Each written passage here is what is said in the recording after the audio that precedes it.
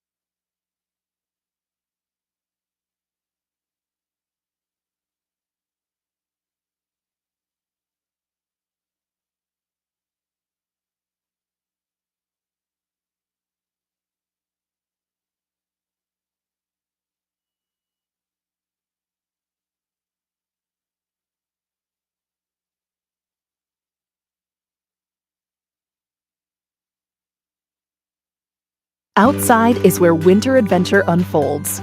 On frozen lakes, icy landscapes, and snow-covered slopes, feeling the cold air rush by as you race downhill. The freedom of gliding with ease and the warmth of being together. From epic sled rides to the fun of ice fishing, it's all right here beneath Nebraska skies. Start your winter adventure at yournebraskaparks.com. Sponsored by Nebraska Game and Parks, aired with the Nebraska Broadcasters Associations and this station.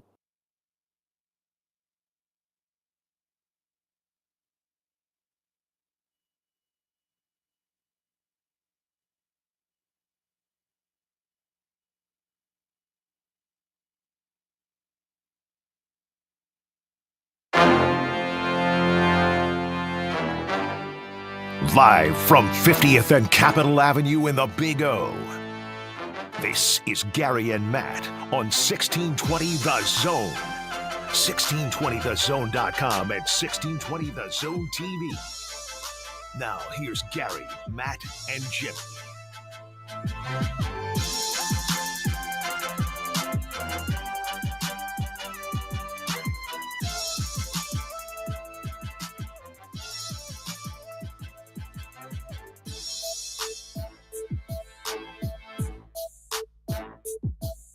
All right, this is kind of a sad day on the show. Why are you guys looking at me like that? I know. Did I get fired already? Did you what? Did I get fired already? Hey. No, I don't. Or would that constitute a happy day on the show? Poll question? Whoa. No. Poll question. Does Matt suck? Whoa. Wow. I'm kidding. Sorry, go ahead. I'm happy you're here. Uh, This is a good day. Well, Yes. I know what you're saying. Yes. Yeah. Not to what you said, but it is the final Feel Good Football Friday for a while because the Super Bowl is Sunday in New Orleans. People are starting to get excited. Opening Super Bowl day. 59. That means it's closer. Yeah, we got some things though this weekend. This can turn out to be a banger of a weekend, but the Super Bowl is upon us. We will discuss plenty of those things because there were plenty of things that happened in the NFL last night. There's a lot of things. Yeah, there are a lot of things going on. A lot of things going on. How's the voice? What do you guys think? You sound better today. I was going to be completely honest with you. I was preparing last night a little bit as if maybe I would have to drive the You'd show. get the start. Just because I was like, because I know what happened to Bishop about, a week and a half ago, 2 weeks ago, where he lost his voice. And I heard, and not to doubt your ability, for the but game tomorrow. you've had the Halls bag out, all week, Today we're going with Fisherman's Friend. Okay, that's how you know you called in the big boys. Yeah. So you've been procuring the throat all week, trying to get it prepared for the game. And I was a little worried maybe you would have lost the voice, especially during last night's game. If there was ever a game to lose your voice over, it was that one. See, and it sounds better this morning, given all that. It So, really does sound a you're- little bit you're ready better to go. this morning than yesterday. So as about midday, I had to do a lot of talking after I left here yesterday, and I didn't want to. Not a prerequisite when you're dealing with it. But like someone called and they had an issue that I had to fix, and I just want to do it via text, but it was too complicated, so I had to talk. Because I was like preparing myself. I had the honey. By the way, I learned something yesterday. You know that the honey bear that they give you? Yeah. Do not put it in the microwave for more than 4 minutes. Oh, rest in peace, well, bear. because I had not. The only time I ever use honey is to put in tea, like when you have a sore throat or something. So I'd not used that honey in a while. I had to go searching. Had to heat it up. It was rock solid. Oh, okay. How am I going to get this where I could pour, honey into this tea that I'm drinking? So I put it in the old microwave. Now it is plastic, but I was watching. I'm like, if I hear anything, I'm shutting her down right away. If you hear a snap, crackle, or pop, you're coming in. But it sprung a leak. So in the microwave, there was honey everywhere. And so then stupid me, which happens regularly, I reached in to grab the honey and I burnt my hand. And I'm like, God. That must have pissed you off too. Is there anything more than nothing more frustrating than self-induced damage? Well, yes. And then I had to grab the honey bear and I had to take it from the microwave and put it in the sink, and it's leaking. So now I got honey on my stove. Yeah. I got honey on my floor. You got it on the microwave. I've got a sticky bottom of my foot. Yeah. And I'm like, this is just a suckage afternoon. So can I actually, and this is, and the way it ended, that makes it even funnier. Give you tips here, We're but getting there. This would happen to my grandmother. I've been compared to your grandma. Yeah. No, I'm not comparing you. Wow. I'm not comparing. Grams? No. You're special. My Willa, this would happen, and she wouldn't get boiling water, but you would get water warm, and then you would just put the honey bear in there, and then it would loosen up a little bit. I just so you know for the future, just so you're not you're not like, okay, I'll put it in a minute this time. I don't want you putting honey in the microwave in a plastic bottle ever again. Let's just do it, in a nice warm cup of water. Now, 4.5 minutes of a plastic honey bear in your microwave does loosen up the honey. That is crazy. 4.5 is a long time. But we lost a soldier along the way. It was rock solid. I could have knocked somebody out if I would have I thrown would it have at gone like a minute at a time. I think that would have been the better strategy. Yeah, but there. see, I was multitasking, and I I just wanted to get 4 it minutes over is an with. eternity. Like you make pot pies and rice Yeah. pilafs and like Well, cream spinaches. You know, Wow. you That's learn. That's a You triple learn. play. I'm learning a lot of things along the way, and I could have just gone across the street to a Scooters. Now, I eventually went to the Scooters, and I said, "Can I get hot tea with honey?" Sure. And the young barista was a little bit confused, and I said, "I just want hot tea, and can you pour some honey in there?" Oh, okay. So the voice actually was okay during the game, but of course, how the game ended, I think your voice sounds better. it sounds Like the just same. in It actually general. sounds the same. It's just a little deeper. Yeah, It's a little- And then the thing that sucks, like when you have your voice is like doesn't sound great, people think you're sick. yeah. And so I'm not sick. I feel perfectly fine. Right. You've got But energy. but the voice is starting to come back. But of all endings last night at Baxter Arena, if you've got a voice that's got 3.5 wheels on it, to have a last second shot, I was like, okay.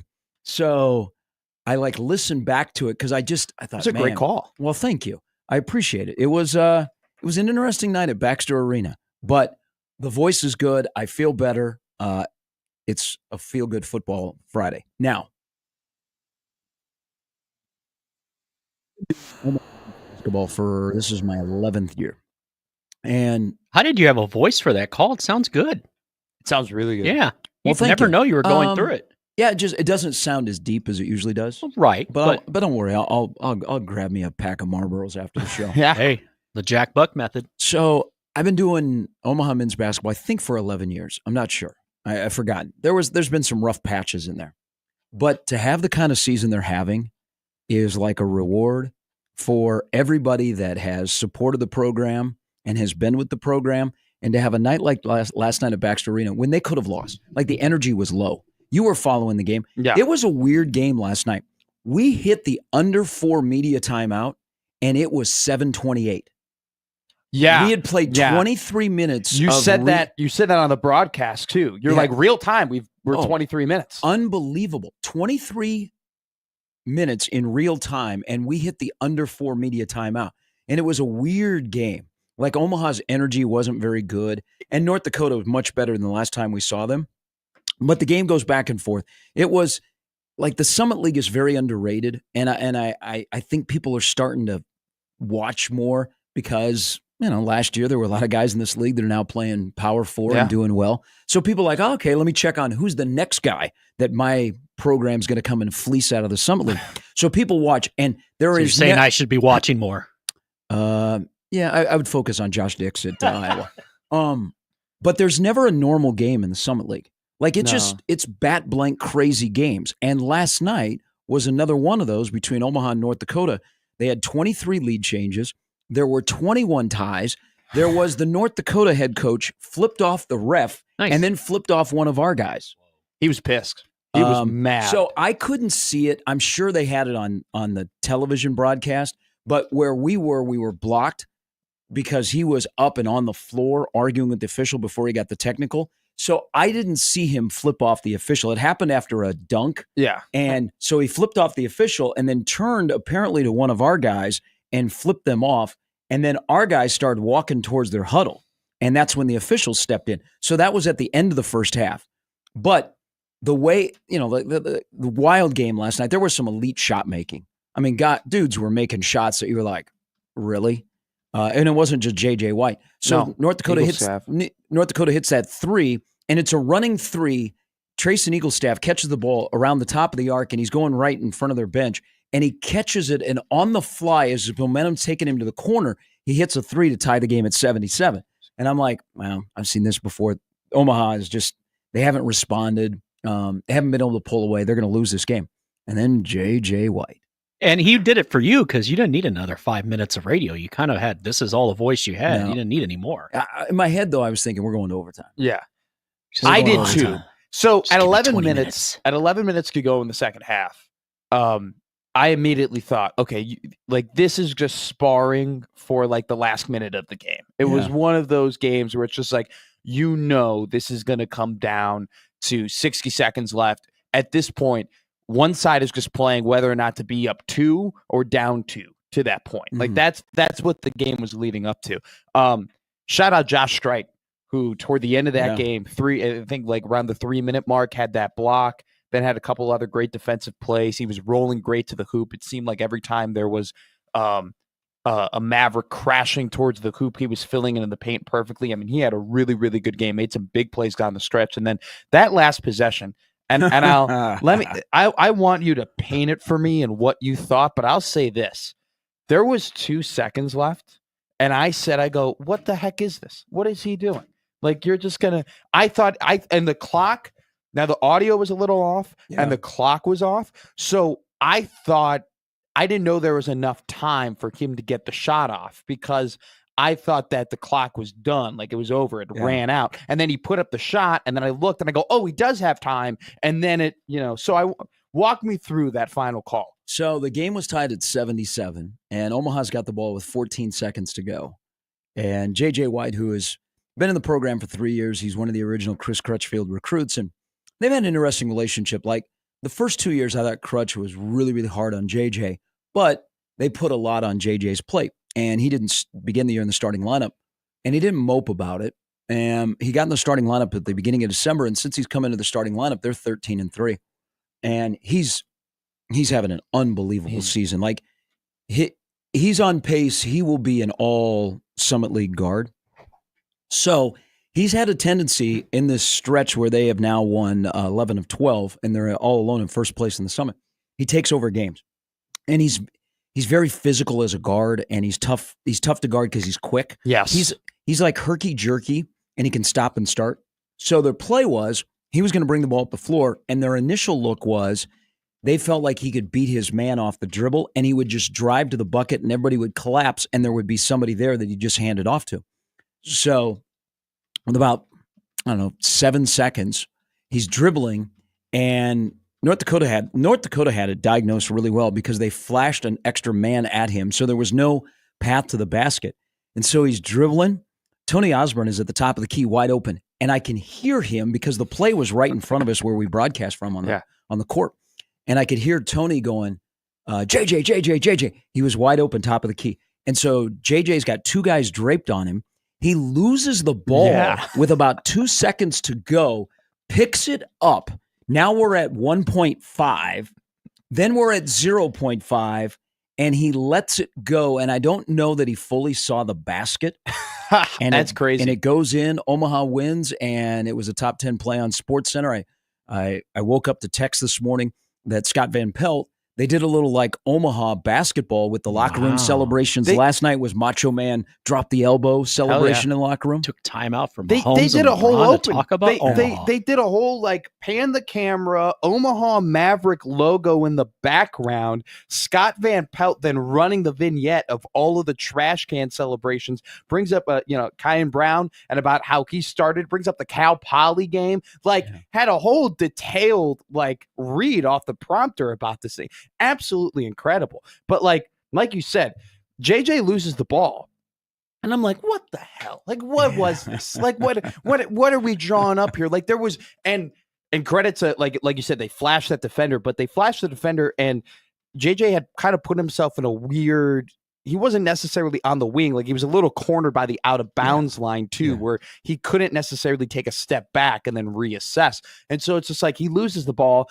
The audio and the video is off a little bit, and the video is saying there's 0 seconds left. So I'm like, wow, they're not even going to get a shot off. Turn around, throws it up. You have a great call, and I'm freaking out in front of my TV. It was absolutely incredible. I mean, it was a really. You talk about it, and we've talked about this before. I don't really know the energy in the building because I'm not in the building. So you saying that the energy was a little bit low is kind of surprising to me. Just because, and I wasn't really, more of the players. Okay, fair enough. They just some nights it's they played well. They were sparring. They were for every bucket. It was a really good game. There were moments where each team could have pulled away, where each team could have had that 8-0 run that made the other team extend the game, and it was one after the other. When Eagle Staff made that 3, my eyes just rolled all the way to the back of my head. And you described it perfectly. I mean, he is literally moving almost at full speed, fading toward the right, shooting it toward the left. I mean, it was funny. That's kind of some of the shots he made against Alabama really early in the year. That great point. He had 40 against Alabama earlier this year. I mean, he was making those shots all day. That was the only North Dakota player I really knew heading into the game. And then he made that shot. I was like, this guy again, like he just keeps popping up on my screen making threes. But man, what a hell of a run. What a hell of a year so far. Big game, North Dakota State. They picked up a win yesterday against Kansas City, which was another close one. A lot of close games in the Summit League yesterday. Hey, you got a lot of people tweeting about it. You got a lot of attention on the Summit League. You got a lot of attention on the Mavericks. And, it's no coincidence that when the state of Nebraska, has a team that's competitive, that's when the league that they're in starts to gain a little traction. I mean, that's kind of what the trend has been over the last couple of years. When Nebraska's involved with sports, it becomes a big deal. Well, so they're 15-10. They're 9-1. Yeah, 9-1 in the league. And South Dakota State beat St. Thomas last night, so that's why Omaha's in first. Now, next week is like the week. Omaha goes to South Dakota State and St. Thomas back-to-back. But they have a 3-game lead on North Dakota State, who is here on Saturday. And it's a special group of guys. I mean, they're fun to be around. They're a great group. I mean, from the coaching staff to the players. And so I'm glad to see they're getting all this attention of the locker room celebration, to being on Sports Center, and they're winning. And people are talking about them. But then I was thinking this morning when I was driving in, in the Summit League, you're a one-bid league. So essentially, you got to get hot in Sioux Falls. You got to win 3 games in either 3 days or 4 days. And probably along the way, you're going to play a road game with South Dakota State. Yeah, good point. But you're trying to put yourself in a position where if you don't see South Dakota State, it's not until the final. And South Dakota State's a really, really good team. And the top of the league is really good. I mean, this on any given night, it's kind of the intrigue of the Summit League. But it just adds, we've now made it to February 7th, and the dream is still alive of all 3 men's basketball teams being in the NCAA tournament. And I hope it happens. Creighton is in. Nebraska looks good now. Omaha has to get the automatic bid. I don't think we can even fathom what that week will be like around here. But can we fathom what the weekend's going to be like with hoops? While we're all talking about the Super Bowl and getting ready for the Super Bowl, think about the weekend of basketball around here. You've got Creighton and Marquette play a monster game downtown. Unfortunately, they play at the same time as Omaha and North Dakota State. That's a bummer. And because hockey is at Baxter, you can't turn that into a night game. And you're not going to play on Sunday straight up against Super Bowl Sunday. They've done that in the past, and the attendance isn't very good.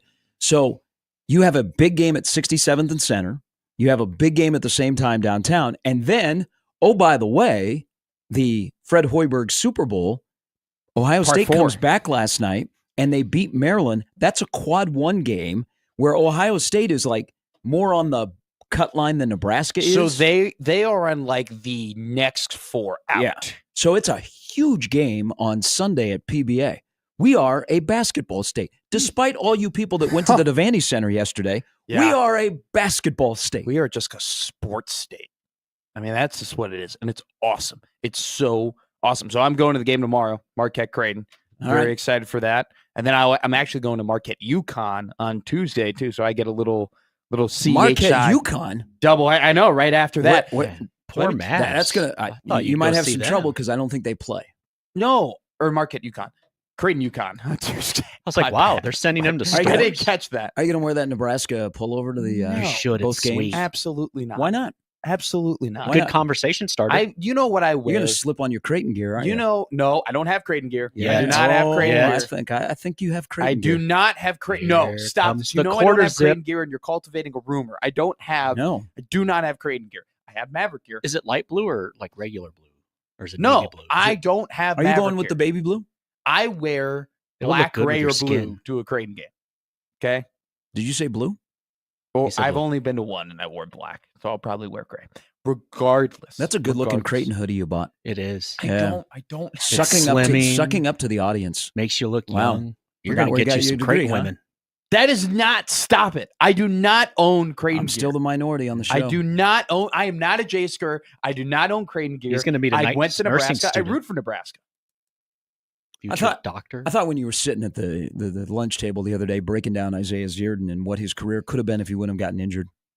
No, that did not happen. I'm glad you're playing golf with Mac this spring, though. That's awesome. So, I watched that Ohio State Maryland game. What an inspiring effort from Jake Diebler's squad. They were down 10 out. It was like under 10 minutes to go. You thought the game was absolutely over. And then Bruce Almighty, Bruce Thornton. What do you have with 31? 31 points. Jeez. He scored 21 points in the second half. I mean, absolutely nuclear. The guy could not stop hitting threes. He couldn't stop just getting to the basket whenever the heck he wants. He's got one of the best mid-range games I've seen in college. And then just to because of course it happened this way, he makes the game-winning three-point shot off a bank. Because why the heck not? Like, why wouldn't it be off? Well, because, I mean, the backboard? You couldn't let Stephen Ashworth have all the glory. No. He had to steal his thunder. Now, Stephen Ashworth was way cooler because it was off the side. Bruce Thornton's was more so like a Derrick Rose, just front of the rim. By the way, it was one of those where it's like he missed it by a mile. Like, there's no way in hell. Like, he was a little bit off to the right. The basketball hit toward the left. So because he shot it from the right and hit it off the left, it actually went down the middle. It was one of the worst shots I've ever seen. And it just happened to go in. That was Maryland's night. Now, I saw from afar, Maryland got a good look at the end. So I'm freaking out because I wanted Ohio State to win. So if Nebraska were to beat them, it would matter more, right, on Sunday. I was jumping up and down at the TV and screaming at Jake Diebler because I'm like, foul. They had 7 seconds left. They let it get it all the way up the court. They let Gillespie, who's one of the best players in the Big Ten in this month, take the shot. It was absolutely ridiculous. But, bad coaching, whatever. You missed the shot. You are sucking up to the Creighton fan base today if you are bashing Kevin Willard. They're like, yeah. It was. He's one of us, told you. So Kevin Willard I didn't like him when he was at Seton Hall. Remember the act he pulled here when Creighton won the regular season championship? People forget about that. That was COVID. People forget COVID? That was a while. Yeah, people do. People do forget it. Mm-hmm. It's coming up on 5 years. Ooh, to celebrate. Oh, my God. I can't believe it was 5 years ago. I cannot, I used to date everything back to 2020, and now we're a half a decade away from 2020. I was doing the whole 2020. I was doing the whole 2027. I was looking at dates. Why is that so funny to you? Nothing. I was looking at dates. And age is just a number. Yeah. I was looking at 2027. Mahomes is only 29. Do you guys know that? Doesn't turn 30 until September. Oh, okay, nice. I'm sorry. I was looking at 2027. I talk a lot. You can interrupt me. How great is he? He's so good. Mahomes, Thank he's you. all right. He's okay. Yeah. He's got a future. Yeah. Kid's got a future. If he keeps plugging away, I think he'll do some great things in his career. He tries to be one of us. Can I insert one thing here? Yeah, go ahead. Because now you got me. I'm woke. No. Now you're going. Now you're revved up. What is more impressive at their age? Patrick Mahomes at 29 or LeBron James at 40? Because if you stayed up last night, God. LeBron 40. had 42 and 17 and 8, and he hit an FU3 in their win over Golden State, where he just reminded people that he is 40. He is the youngest and the oldest to score 40 in a game. So think about it. Mahomes is 29, is on the cusp of winning another Super Bowl. Yes. LeBron is 40 and doing what he is doing. That's a master class. I'm going to go with LeBron till Mahomes wins the next 15 Super Bowls, and then it's all Pat. I would go LeBron only because basketball is not that sport. You do not see that. Basketball, and I actually did a study on this. This was a big project in Matt Waite's sport analytic class in the UNL College of Journalism. I did a project on where I found the average height, the average prime of NBA players. Okay. So the average prime of NBA players is what in the hell are we teaching kids in school these days? This was my project. Kind of I jealous. Found it was awesome. Schooling. I got a 98 on it. I'd one hope of the best so. projects he's ever seen. 28 years old is the average prime of an NBA player. Okay. He's 12 years past that. Typically the biggest drop off is from age 32 to 33. That's where you see the biggest drop in production. No one has done That's what I've been told. What LeBron is doing at the same time to win 3 Super Bowls in a row at 29. Nobody's done it. That would be more impressive. That would for sure be more. What's impressive is you already got half your thesis down. You could get a master's or a PhD with that. That's some good work. The amount of typos that were in there. Those are just typos. The Spell work check. was good. Yeah, I know. I got a Grammarly subscription right after that. See? Why do you need a Grammarly? It's on your computer. I'm telling you right now, my computer is like a rotary phone. It just does not. It just does not cooperate. They did a whole thing with Google Docs. It's a whole That's a whatever. nice I got computer. Grammarly now. The Grammarly, I did. Stop it.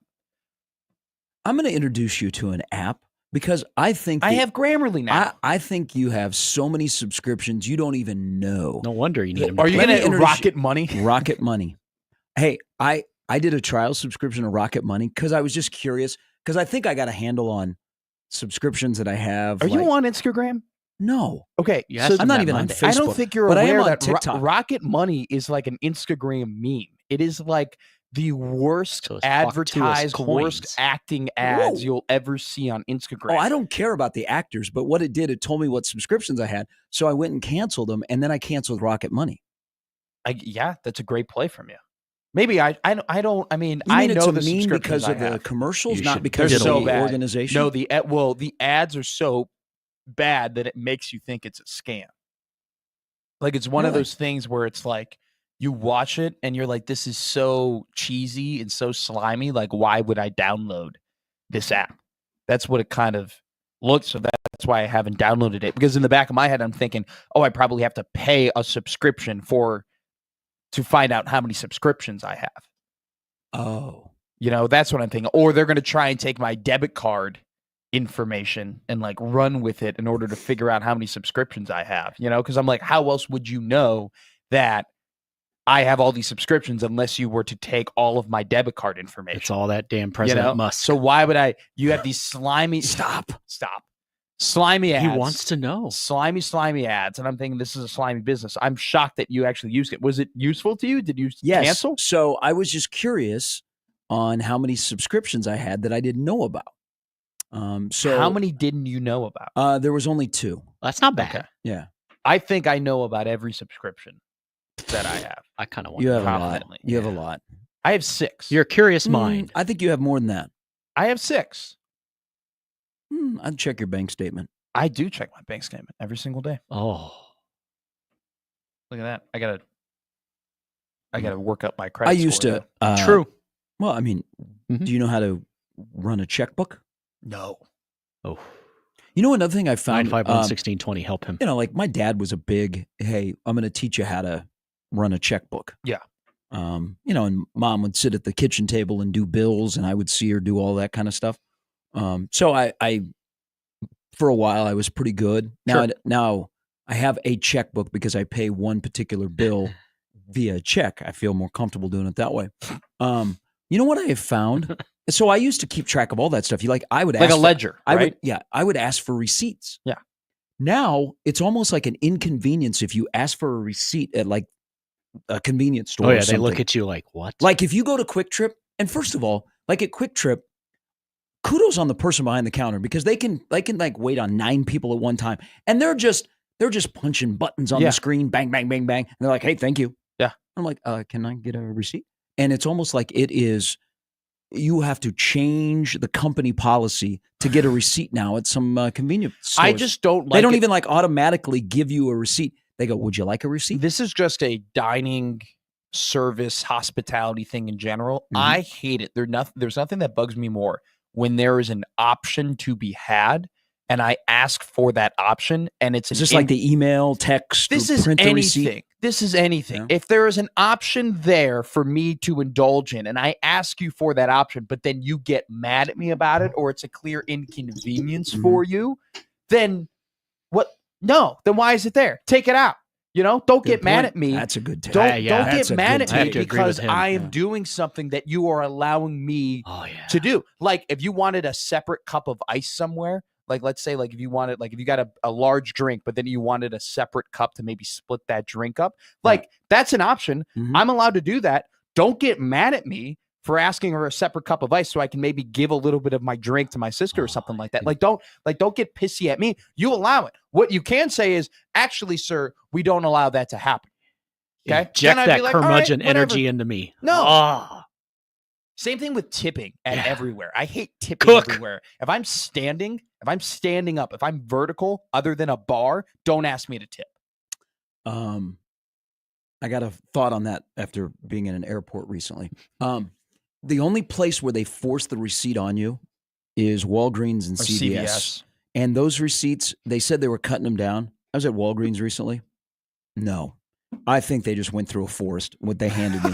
Like, it keeps printing out.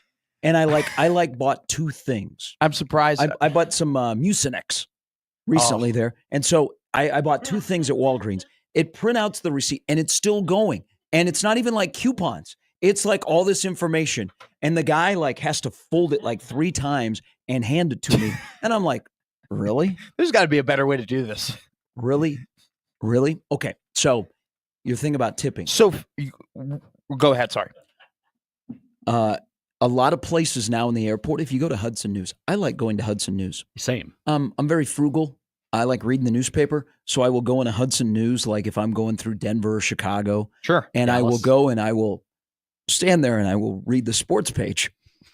Back where they have the magazines and the newspapers. Absolutely. Yeah. There's nothing better than nostalgia. There's nothing better than going back and you know what? I'm going to read a physical paper. Yeah. I'm sure you get happy about You that. smell it. You look at your fingers. Yeah. And Certain places, like I think you're it's test now the driving it. Minnesota Star Tribune has one of the best sports sections. So whenever I'm in the Twin Cities, I am getting every day the Star Trib. So I can read and I know some of the writers. So I like that paper. I like the Denver Post. I like the Trib. I like the Sun Times. Hell, I like the World Herald. I read the World Herald and the Journal Star online every day.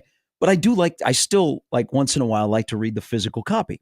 So I was at Hudson News and I was in Denver and I was going through the Denver Post and but I wanted something to drink. So most places now are self-checkout. Yeah. Okay. It's very rare that you get any interaction with a person or they just stand there.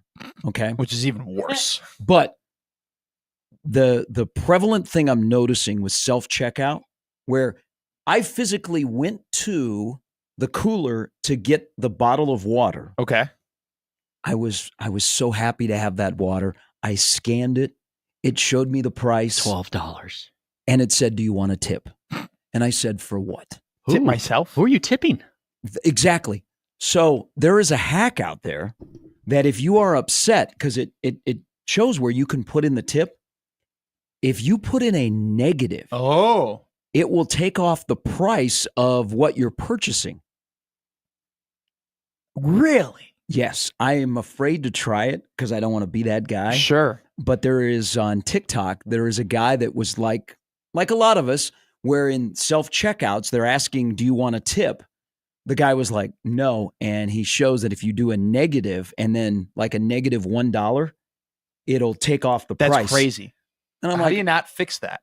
Oh, How does don't that fix it. not? I'm like, sure they'll. I'm what, an sure they'll employee fix it. discount? But the self-checkout, "Do you want a tip?" has become really popular. That is. But who are you tipping? Exactly. Who am I tipping? The government. I think you're tipping yourself. For Because what? I went and got it out of the cooler, and I had to stretch my arm around a lady who was trying to decide, do I want this bottle of water or that bottle of water? That was You the could most get hurt annoying or people canceled. ever. Just it's water, guys. Just grab the water. Here's It's my thing. $8. Like I hate it too. How they play it off as well. They're like, "Just gonna ask you a quick question. Just gonna ask you a quick question." Like they look away. They they throw you the hand. Yeah. And then they Yeah. look like, "We're just going to ask you a quick question here." And then like you can look away, lady or man, but when I tip you, you're going to walk back to the bar. You're going to look at what I tipped and you're going to say to your friends, "Well, that was a cheap skate," or "Oh, that was a nice tip," or whatever. It does not matter that you are looking away when I'm giving you a tip. But I'm at Subway. Finn wrote it. It's immediately what I thought of. I'm at Subway and like, That's a problem. Yeah. like they do Meatball sub? they do the whole, they go down the line, they do the carousel, whatever, and then they ask you for a tip. And I had a friend who worked at Subway. I go, "Are you getting hourly? Like, are you getting like $13, $14, $15 an hour?" Yeah. Rude. And he was like, "Yeah, we get hourly." I'm like, "Then why am I tipping?" Okay. If you are like, tipping is because those waiters and waitresses don't make hourly like that. They make barely anything an hour. So most of the like waiters and waitresses, they live off of your tip. So you're supposed to tip well, which is why there is a standard 20 to 25% that you tip. These big corporations who are paying you hourly already, who already have all that money, I got to tip you now? No, you're getting paid. Did your friend hook it up at Subway? Yeah, I got hooked up. Okay. Subway, I would think so. Chipotle. I I mean, knew it- everybody in Skokie, Illinois, and That's how I Village was. Crossing. I knew people who worked at every single place. Yeah. That's great. You live in a city where Subway is the best sandwich shop. I No, don't know what Jersey that says Mike's about was. Skokie. Jersey Mike's. Now, Danny You DeVito does can't. tell us. A chain sandwich shop can't be the best sandwich shop in your city. The best sandwich pizza in shops Omaha in is my Pizza city Hut. were bagel shops. Okay, that makes sense. So like New York Bagel and Bialy, Kaufman's. Bagel bin here. Yeah. You know, those were the two best. Thanks for sandwiches. the lunch recommendation yesterday, Manelli's. Sharpie. Where'd you go? Banger. I did that the express lunch at Valentino's to Oh, see okay. who. Yeah. We got a really good email on Exactly. Yeah, I At love an our listeners. ungodly hour too. yeah. We'll read that. You know coming up what? in a little I bit. read that. I read that email and I go, you know what? I'm glad we're doing something right. Yeah. I love this guy. Today's the day. Aramark takes over concessions at the University Is of there Nebraska, Lincoln. We didn't talk about this. Anything new you want them to add? Like any new thing that you want to eat there? Rips. Amigos. Bring back Yeah. Amigos. Okay. I'm fine. I would never eat a burrito at a football game. Cheese Frenchie. I'm telling you, the 2 for $5 crisp meats were a banger. They were quick. You just want something quick. Yeah. I want a deli. That's the one fancy thing I want. I I'm want listening. a deli. I want like a. I won't eat a burrito, but you know what? I'll have a turkey sandwich. I'll have a Reuben. You know what? I might dive into a Reuben at halftime. Yeah, all over. absolutely. Me. Just, rub that crowd all over. I'll my have chest. a pastrami sandwich at halftime. I'll have a nice carved turkey and carved ham with a little Swiss cheese and mustard. Up in the think club some level. rye I bread. think you're a fraud. Well- You like to appeal to the blue collar, but what you just said is very bougie. Yeah, You- I'm both. You like to try to tell people that, I'm there. I'm a 98th rower like you. But you know what? At the end of the day, you desire to be in the club section. I like luxury. Is With the that other okay? Creighton fans. But at the same time, I don't like it when luxury is everywhere because luxury isn't luxury anymore. It's just standard. I mean, he's right. Not if It's like everybody's shortcut. special, nobody can be. If okay? everybody knew about the shortcut, it would just be the way. This is what's wrong with society. We don't have enough people telling people that they're bad. You know, Wow. too much mediocrity in this If world. I had a human son, I'm not going to lie. It's kind of the energy Yeah, I'd human want. son. You have you have a dog. I have a daughter. You have a daughter. Yeah. Oh, never mind. Yeah. She's 4 legs. Oh, okay. There Yeah. you go. You haven't met her. He has. All right. How about Marshall Falk joining the Colorado coaching staff? How about All right, it? let me give you the lineup for the show today. Lee Sterling, ahead of the Super Bowl, is in at 7:50. Tim Kruger is here at 8 from Bracketville, Mr. Blue Jay Banter, Mr. Brackets. All three are in his bracket. How high is Creighton? Where is Nebraska when it comes to the bubble? And is Omaha a 15 seed? Or do you desire to be a 16 seed, go to Dayton and win a game, and it counts as an NCAA That's victory what before you Nebraska? want. It does. Hey, it'd be cha-ching. Yeah. It would be 2 I would games go- instead of 1. You would have the stage to yourself. Everybody'd be watching. I would go. Now, If it was in Omaha, I now, would go. Unfortunately, it Or would be you might be shipped off to play Auburn, but a win is a win. Tim Kruger at 8, Mike Schaefer at 9, and then Matt Verzal stops by at 9:20. That's the lineup brought to you by the Rooferys at John Higgins Weather Guard. Banger of a weekend of college basketball. All at home. Creighton, Omaha, and Nebraska all have monster games this weekend. We will discuss as we roll till 10 on Super Bowl Friday, ahead of the Eagles and the Chiefs. And a lot of stuff happened in the NFL last night. So much Just- stuff. And not just a 72-year-old man that showed up with a North Carolina student on the runway. She was. Horse. Good Lord. I think they're in love. I would be. 6:45. There's Matt. There's Jimmy. I'm Gary. It's Gary and Matt on 1620 The Zone.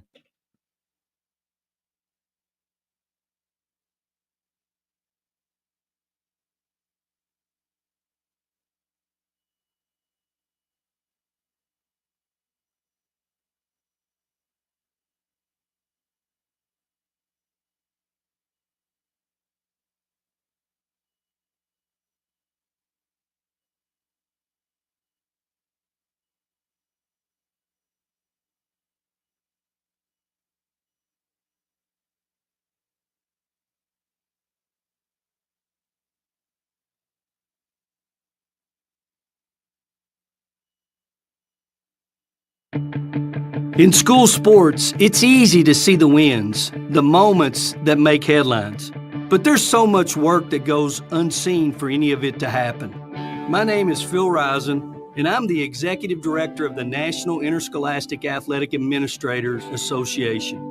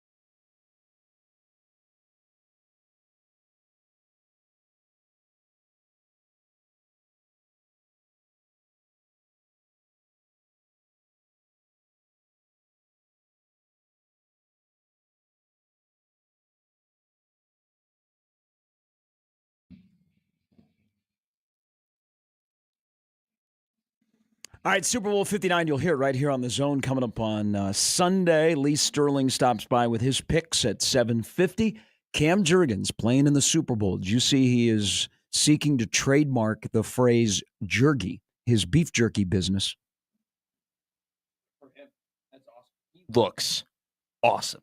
I just love his look. The mullet, the mustache, and then just how he's built as a human. Like he's just built like a dude. You know, like it's one of those guys you grab a beer with, but at the same time, you knew he was an athlete in high school. Like he reminds you of like that guy who's built that way, and he just looks like an animal, looks like a beast. I love that picture, that tweet you had yesterday of him in high school to him at the Super Bowl. Tiny baby Cam. Oh my God, it's so cool. So the picture, Shafe and I went to, I think it was the first state 7-on-7 championship over at Bell West, and Beatrice was playing. Remember, Cam Jurgens was a tight end in high school, and he also played kind of outside linebacker. And he was very noticeable because of his size. But he was a great interview. And so Shafe and I stood there because he had not committed to Nebraska yet, but he was close. And we talked to him for like 25 minutes. That's and awesome. He was super engaging. And as his career evolved and he moved from tight end to offensive line to center and now to the NFL, I was thinking yesterday after I tweeted that picture out, because people were, they were commenting, and Cam's a great dude. He really wants to spend more time in Lincoln in the offseason, and he's now a country club member. He doesn't live out at Firethorn, which I think every Nebraska coach is required to live at Firethorn. Like the Bus Boom Kellys have a house already at Firethorn. Really? Yeah. That was fast. Yeah. Is that a part of the deal? Like, like all the recruits get NIL money, like just all the Nebraska coaches get Firethorn houses? House, except for football coaches. So Callahan lived way outside of Lincoln. Rule has two places. Frost lived in a different part of Lincoln and was so ticked off. Remember when his house got broken into and people found out where he lived, and then a local news station in Lincoln did a live report outside of his house because it was inside of a little bit of a gated community. Oh, livid! I've heard the stories. Oh, I've heard. Yeah, the henchman came after that TV station. Yeah. But Jurgens is, he's wants to make a living in Lincoln, and it's fantastic. But his connection, is that the best thing that Scott Frost ever did at Nebraska, is moving Cam Jurgens to center. Now, we had the snapping issues, but by his last year, no doubt. We had this conversation when he got drafted by the Eagles. Like, Scott, a lot of things didn't go the way that he wanted them to go, but the one crowning achievement is the fact that Cam Jurgens, once again, was a guy who was tight end, came into college. They said, you know what, you're going to be a center, and then blossomed into a legitimate NFL prospect, an NFL prospect that was drafted by arguably the best drafting organization in the NFL. To get drafted by the Eagles or the Kansas City Chiefs or the New England Patriots in their heyday was almost like an honor because they saw something in you, right? That was a big deal. There's not many accomplishments in the Scott Frost, belt there, but Cam Jurgens definitely one of them. All right, here is Andrew to kick off the morning. You ready? I'm ready. Over there? Good morning, Andrew. How are you doing? Matt, you better be ready, you cheap ass. Here's the thing, Andrew. No. Go ahead. You're splitting. You want a cup of ice after you already buy a big gulp and split? Sweet Jesus. My God, what's wrong with you? I just want people, Andrew, to pick a slant, okay? Am I a cheap ass or am I a big spender who's getting a Keurig and gambling at the casino and making bets or, throwing all my money at a bet? Or am I a cheap ass who, I get a venti and I know that my little sister is going to want a little bit of it, and as opposed to having her sip on my cup, I go, can I get a tall glass with a little bit of ice? That did not sound good. No. You're probably one of those guys that goes to a buffet and say, I'll have one plate on a date, and you guys split what's on the plate. No, I am not that. I am not that type of guy. Put that shrimp down. Honestly, I think my bank account would wish I was that type of guy, Andrew. But my cheapness extends to fast food places because you know what, Andrew? We have a problem in this country that fast food places are no longer affordable. The fact that I got to pay $14 for a drink and a steak bowl at Chipotle is a dang travesty. He's not wrong. Okay? Hey, now let's not bet on Chipotle. That's a good play. Thank you. And I would say fast food restaurants, that's a higher brow fast food restaurant than most. Chipotle? Yeah. Maybe, but like when I go to McDonald's and like my Big Mac combo now costs $9.50 as opposed to $5. Get the app. Well, now you're cracking on American Treasure. Yes. I'm anti-American Treasure, Andrew. You can label me that way. Andrew, I look forward to this battle every morning. Me now. too. Hey, are you going to be at the game? You want to say hi to me? Where are you going to be at? I don't know, Andrew. He's going to be. Reach out to me. He will Email be at the Creighton Marquette game tomorrow. Yeah, I don't go to Nebraska game. It's a Creighton game, Andrew. Can you not take the goggles off? You have these faded goggles toward me that everything toward me is negative when I talk about Creighton because I went to Nebraska. You know, I've talked very positively about your team, okay? Very positive. He has a quarter zip for tomorrow. No, I don't. Stop. You want me to buy you one, Matt? I know you won't buy it. You know what? I'll take anything for free, Andrew. So if you buy me something, that's another thing that can cover me up in the winter. That baby Andrew, nice. you've been pretty good at predictions. What happens tomorrow against number 11 Marquette and everybody's favorite Shaka Smart? Oh, God, I hate it. I like Shaka. They're having an event before the game, the university. It's a blue out thing.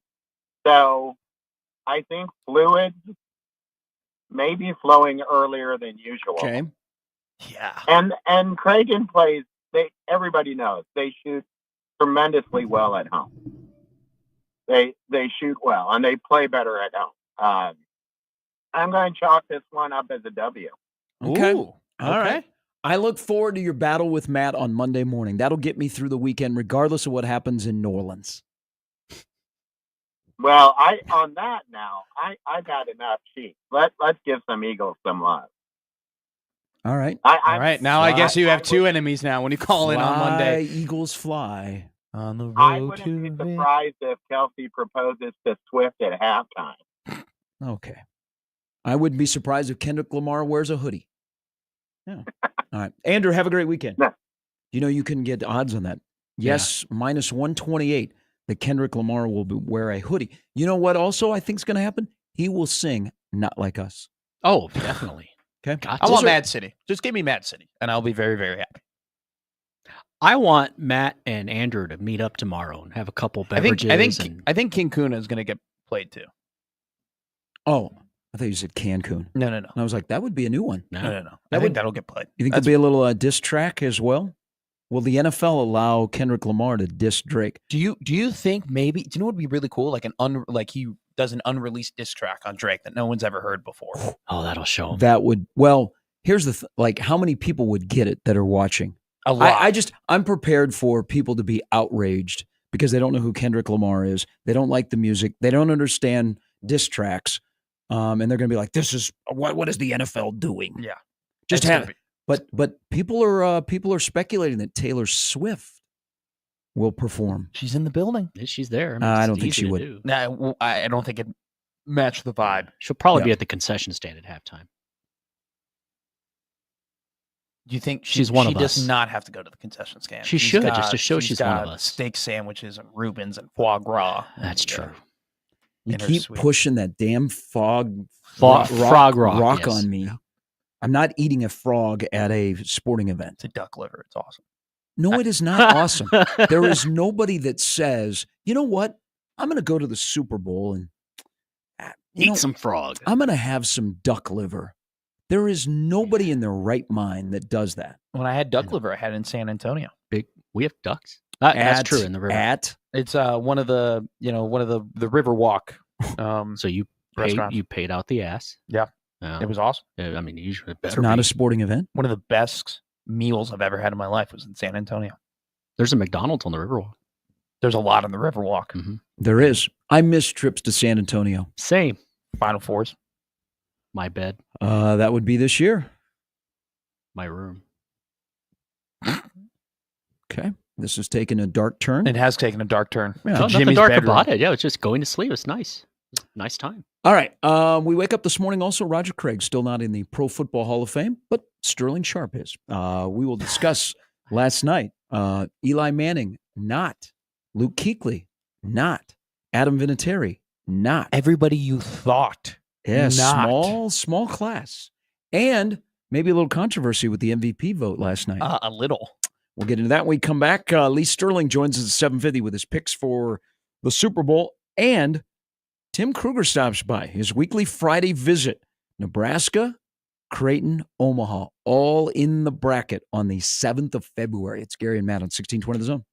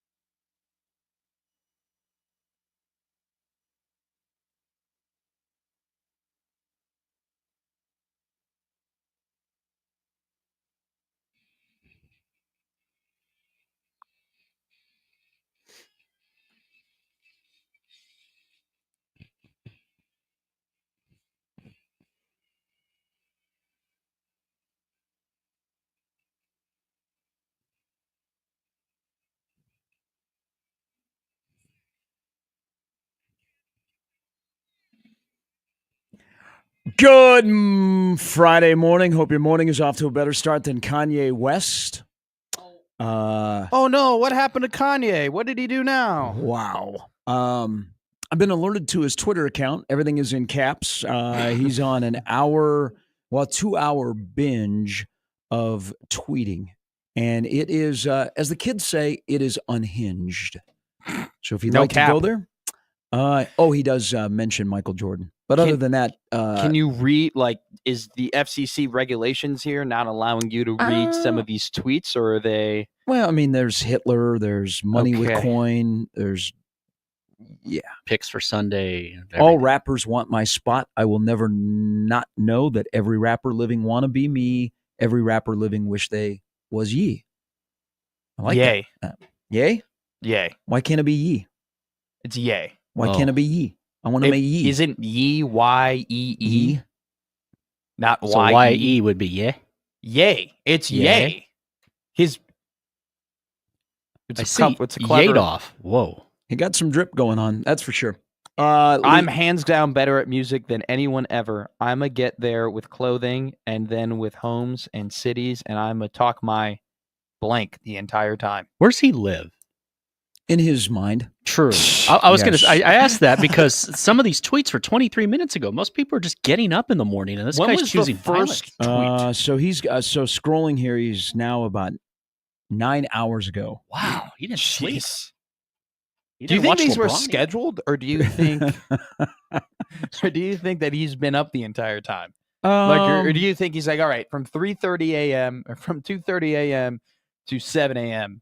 I'm gonna have these tweets scheduled, and then I'll have an alarm clock set for 7:01. And I'll get back on the grind. Wow. After that, At least he does pause and he puts out a link to his T-shirt collection. So good on him. Welcome back in. It's Gary and Matt with Jimmy. Lee Sterling's going to join us in about 50 minutes. There is more important stuff on the old X.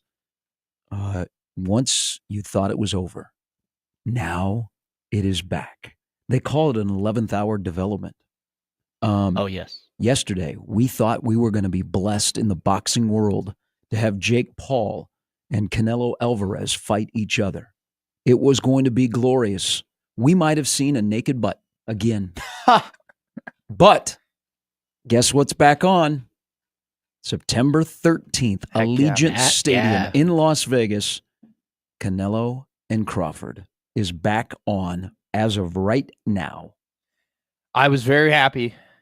So this morning I woke up and I wanted to do a little bit more diving into the Canelo versus Jake Paul disaster / tragedy / catastrophe. And the first thing that pops up is it's back on. And Canelo had signed a deal with Riyadh Season to do 4 more fights. And that's going to include, and then Canelo was quote tweeting it, and then Bud Crawford quote tweeted it. And it's like, all right, we're back on. We're ready to go. I got so pissed yesterday when I read that Canelo and Jake Paul were going to fight each other in favor of Canelo fighting Bud that I turned on Mickey Ward, Arturo Gatti one. Oh. I got so pissed. Your coping mechanisms are quite fascinating. Yeah, watching that I got live. so mad that I needed to see 2 grown men beat the living crap out of each other in Connecticut on May 18th, 2002. It was That's awesome. when it was. Yes. It was in the I think the Mohegan Sun in Connecticut. HBO on a Saturday night. Oh my God. What a fight. I can't believe Arturo made it out of round 5. You should watch Rocky Drago. I can't either. It's unbelievable. Some people do other things to cope. You watch old boxing matches on YouTube. I wanted to watch Gotti. I almost watched Gotti Ward 3, but then I watched De La Hoya Mayweather 1, which honestly is the genesis of boxing going to S, is that first fight between Pretty Boy Floyd and Oscar De La Hoya. Damn. For you historians out there. Isn't Floyd Mayweather kind of like the Chiefs? Like that's a great comparison. You respect how great they are, but you're rooting against them. Well, I think you can argue the style of play too, because Floyd was a boxer. Floyd was a defensive boxer. He wasn't necessarily a fighter. Floyd was the best ever at getting points for a round and playing the game of boxing in a way where he's going to win on the scorecards. It wasn't, when he was Pretty Boy Floyd, he was exciting. When he was Money Mayweather, that's what it turned into. And that's what the Chiefs are. The Chiefs don't play that exciting brand of football anymore. They play in a style in which, is it more boring? Yeah. But do they just win? Absolutely. And so you get mad at them about that. People got mad at Floyd, even though that you can go through all the Floyd fights and be like, well, no, he's winning these rounds. It's not pretty. It's not knockouts. He's not Chavez Jr., but he's winning fights. We should do a boxing show. I'd love to do that. But it would last 2 years, because that's how long boxing is going to last after Canelo and Bud both decide to hang it up. What a 2 years it'll be, though. No, it won't. It'll be a terrible 2 years. Well, no, you just take the money and run. Fair enough. Yeah. Canelo and Bud, and then it's just, what do you have from there? What does boxing have after Canelo and Bud? I'm looking forward to that game on August 30th at Arrowhead between Nebraska and Cincinnati. Me too. I don't know about you guys. Speaking of that game, the quarterback. So Dylan Raiola and Emmett Johnson are making tours of high school basketball gymnasiums in Nebraska. They were after Dylan, and you were there on Friday night at the Supernovas. Is that his girlfriend? I'm assuming. I'm guessing. I'm not making any speculation. So he was at the Supernovas, and then him and Emmett Johnson were at a high school game on Saturday night. They were in Omaha last night to watch Millard North and West Side, and Millard North won by 3. Derek Rollins, who seems like he's been in high school at Millard North forever, had 26-10.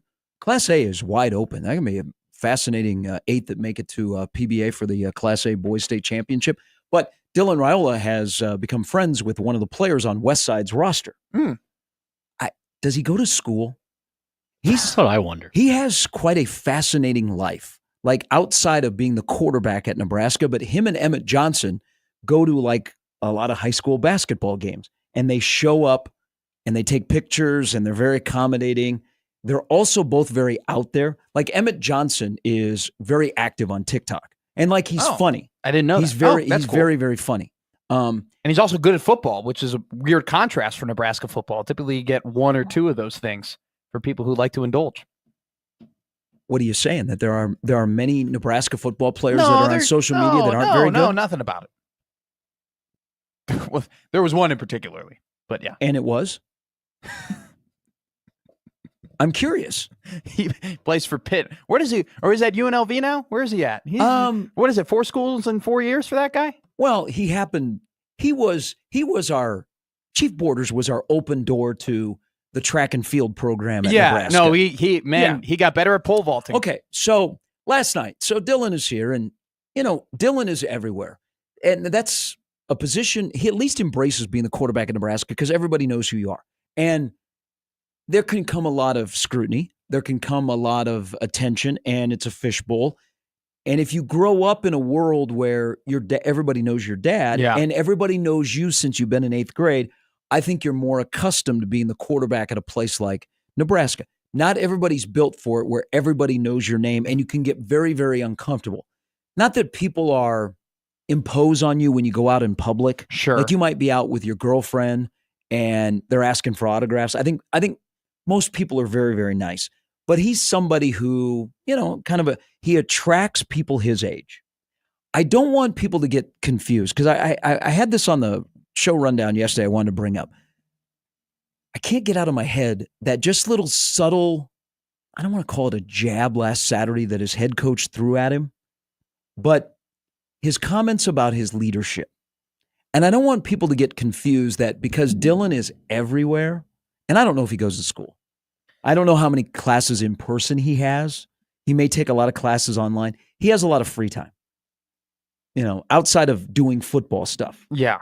And he likes to be out there. Yeah. I mean, he likes to be with the people. But I don't want people to get that confused with that's a leader because he's at the West Side Millard North game. Sure. But I can't, like what Rule just in passing about his quarterback, his weight, his leadership, the comment he made about how guys weren't showing up to, play catch with him in the offseason. Like only 4 guys showed up. And he said, that's not a leader. I don't want people to get confused with, because he's everywhere and he goes to schools and, makes appearances, that's a leader. You know what a leader will be? If he's the best player on that team and we don't even have a discussion about it. Well, because I think he's a guy that has to make the transition from leading from the front. And as you're a year older and you're a freshman, we're older guys and you're like, maybe I need to, I'm going to pick and choose. It's time to move to the front where you lead from the front and not the back, and that you have teammates that embrace you, like want to play with you, want to play for you because you're for them and you're the best player on the field. It's a lot about, and this is the new athlete. This is the new young athlete who's getting all these opportunities. It's about the brand, right? Building your brand, accentuating your brand, which is not easy for some people to accept. But you're spot on. And you got to get out there and you got to get your face out there and you got to be a part of the community. And now Dylan has realized, well, the Omaha community is really important in the Lincoln community as well in terms of Husker fans and people who come out. And that's all great. and build your brand and do that, man. Like, do your thing, make your money, like push yourself to the top. I got no qualms about it. This is the era that we're in. I think it's great we're in an era where players can do that. But at the end of the day, what does it really boil down to? It boils down to the locker room and it boils down to the field. And so, hey, man, it's awesome. You got your NIL deal for courtside seats, and everybody's seeing you at every game and you're bringing your friends or whatnot. And it's great that you're traveling and you're going to different high schools and you're going to Supernovas games on a weekend where you could be going out and doing different things in the off season. It's great you're doing that. At the same time, push comes to shove. It's going to be about what happens between those two white lines. I'm vibing here because this immediate me bringing up that he was here in Omaha with Emmett Johnson, and I don't know, it's kind of what I do. Random. It's random. It is random, but he has become friends with one of the players on Westside's roster, so he came up to support him, which is also kind of random on a weekday. Very, very random. Like for a student I was just there, for a student in Lincoln to go to Omaha, at least the idea is that's a trek, that's like you got to go all the way out an hour and then you got to come all the way back. And then apparently, at least my mindset was I have class in the morning, or I have meetings to be in the morning, or I have a game to do in the morning. I guess that he's, it's just random. It's random stuff. So you put yourself in the spotlight, and I'm sensing a little bit of where you want to go. I'm gonna read a text here. Okay. Because Nebraska really hasn't had Nebraska's never had a guy that has come with as much attention at that position in the social media age like Dylan.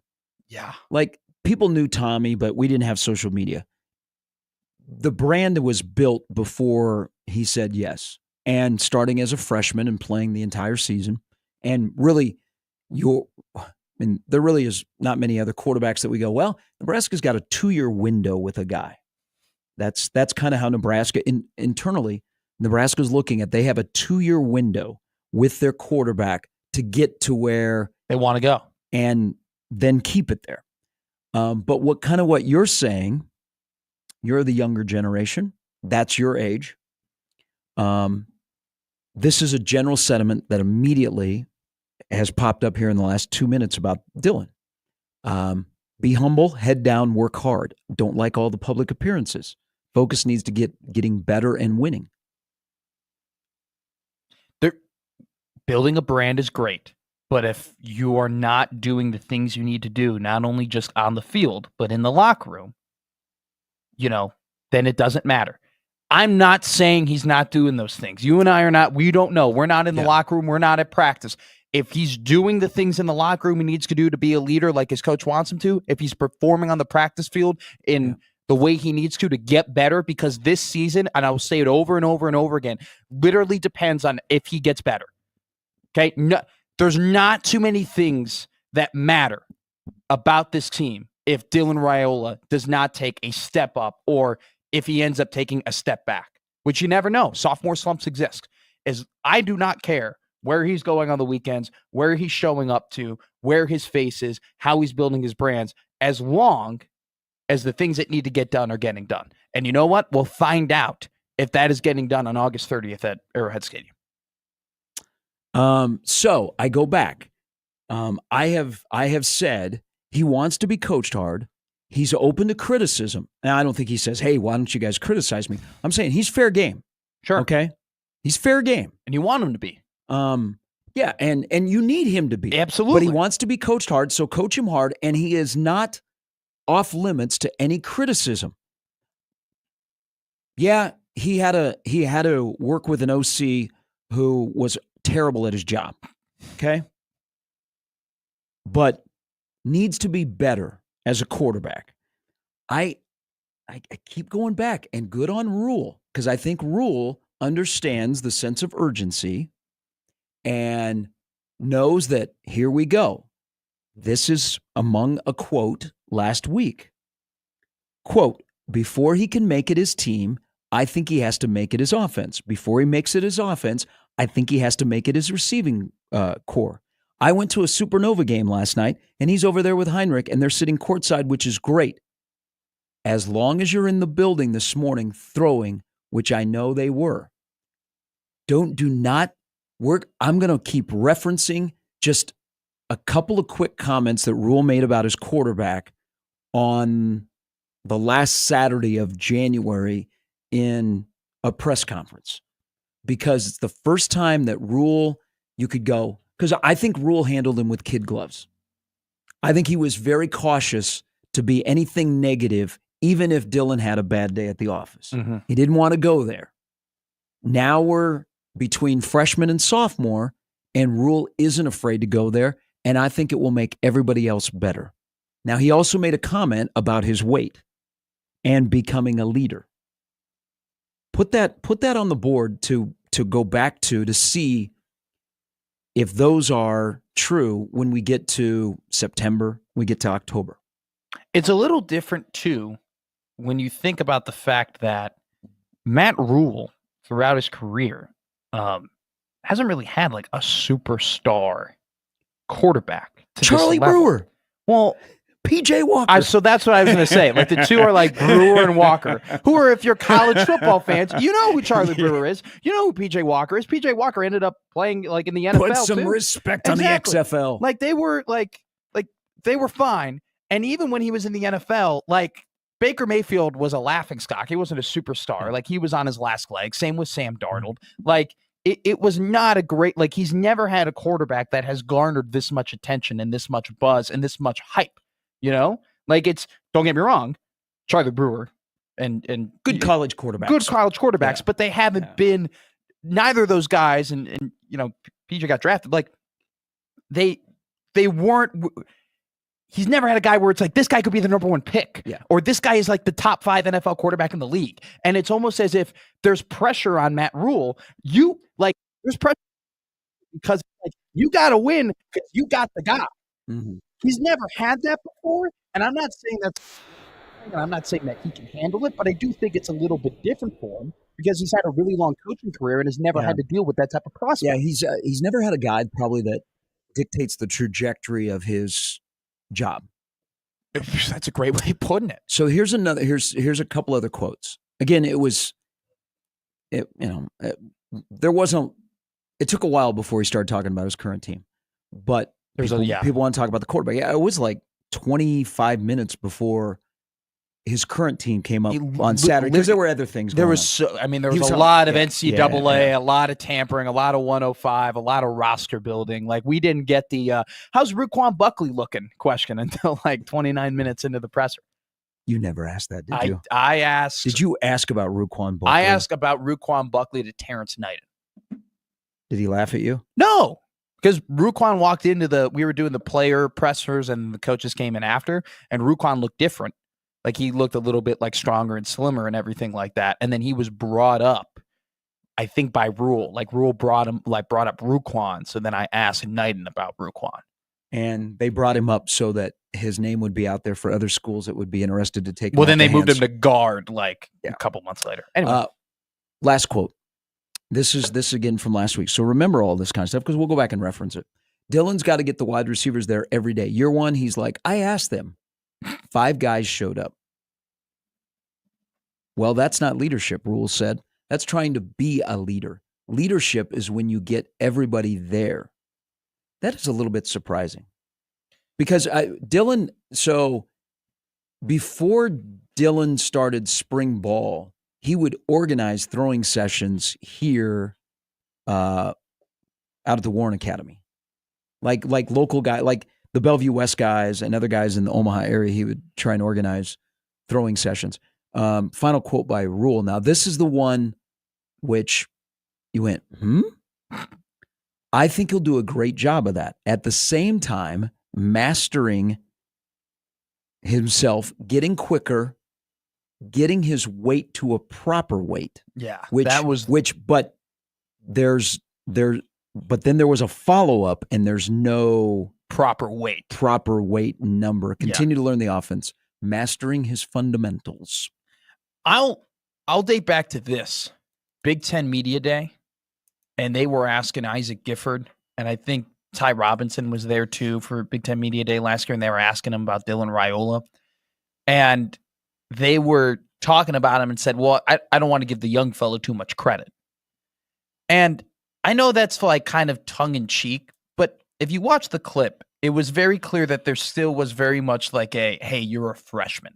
Yeah. Hey, there's a hierarchy. Hey, this is college football. And that's probably a little bit old school. And that's like a culture thing where it's like, hey, you got a ways to go before you can earn your stripes on this team. Mm-hmm. And so when I hear those leadership quotes and I hear about that, getting the weight to the proper point, more wide receivers need to show up, everyone needs to be there for throwing.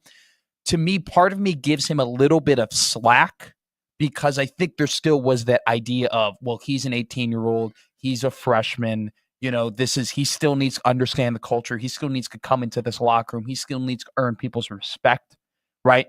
So now that he's a sophomore and he started every single game and he earned his stripes, in plenty of appearances, that's when if these things don't start progressing and if these are still quotes that we're talking about or that are, reoccurring in a couple of months, that's when I would start to get concerned. Because now we're in the transition where the old guard is gone and the new guard is coming. Yeah, someone has to lead that new guard.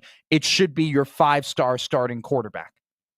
So that's what we're looking for. This is his moment now to do that. Has Nebraska athletics ever had a run like they're in now where you have young, prominent, well-known athletes that are the best player on their respective team, but also like on social media or out there? Dylan, Harper Murray, and Jordy Ball, who, by the way, hit a home run yesterday and was great in the circle, and Nebraska upsets Tennessee. And I imagine that for the expectations of Nebraska volleyball, they probably were very subsided after yesterday beating number 6 Tennessee. They were definitely calm and put to the side. They were patted down and relaxed. Jordy Ball made it through her first game coming back from the torn ACL.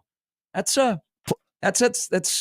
complete game five hitter against the number 6 team in the country. Yeah. I imagine that hasn't happened very often in Lincoln.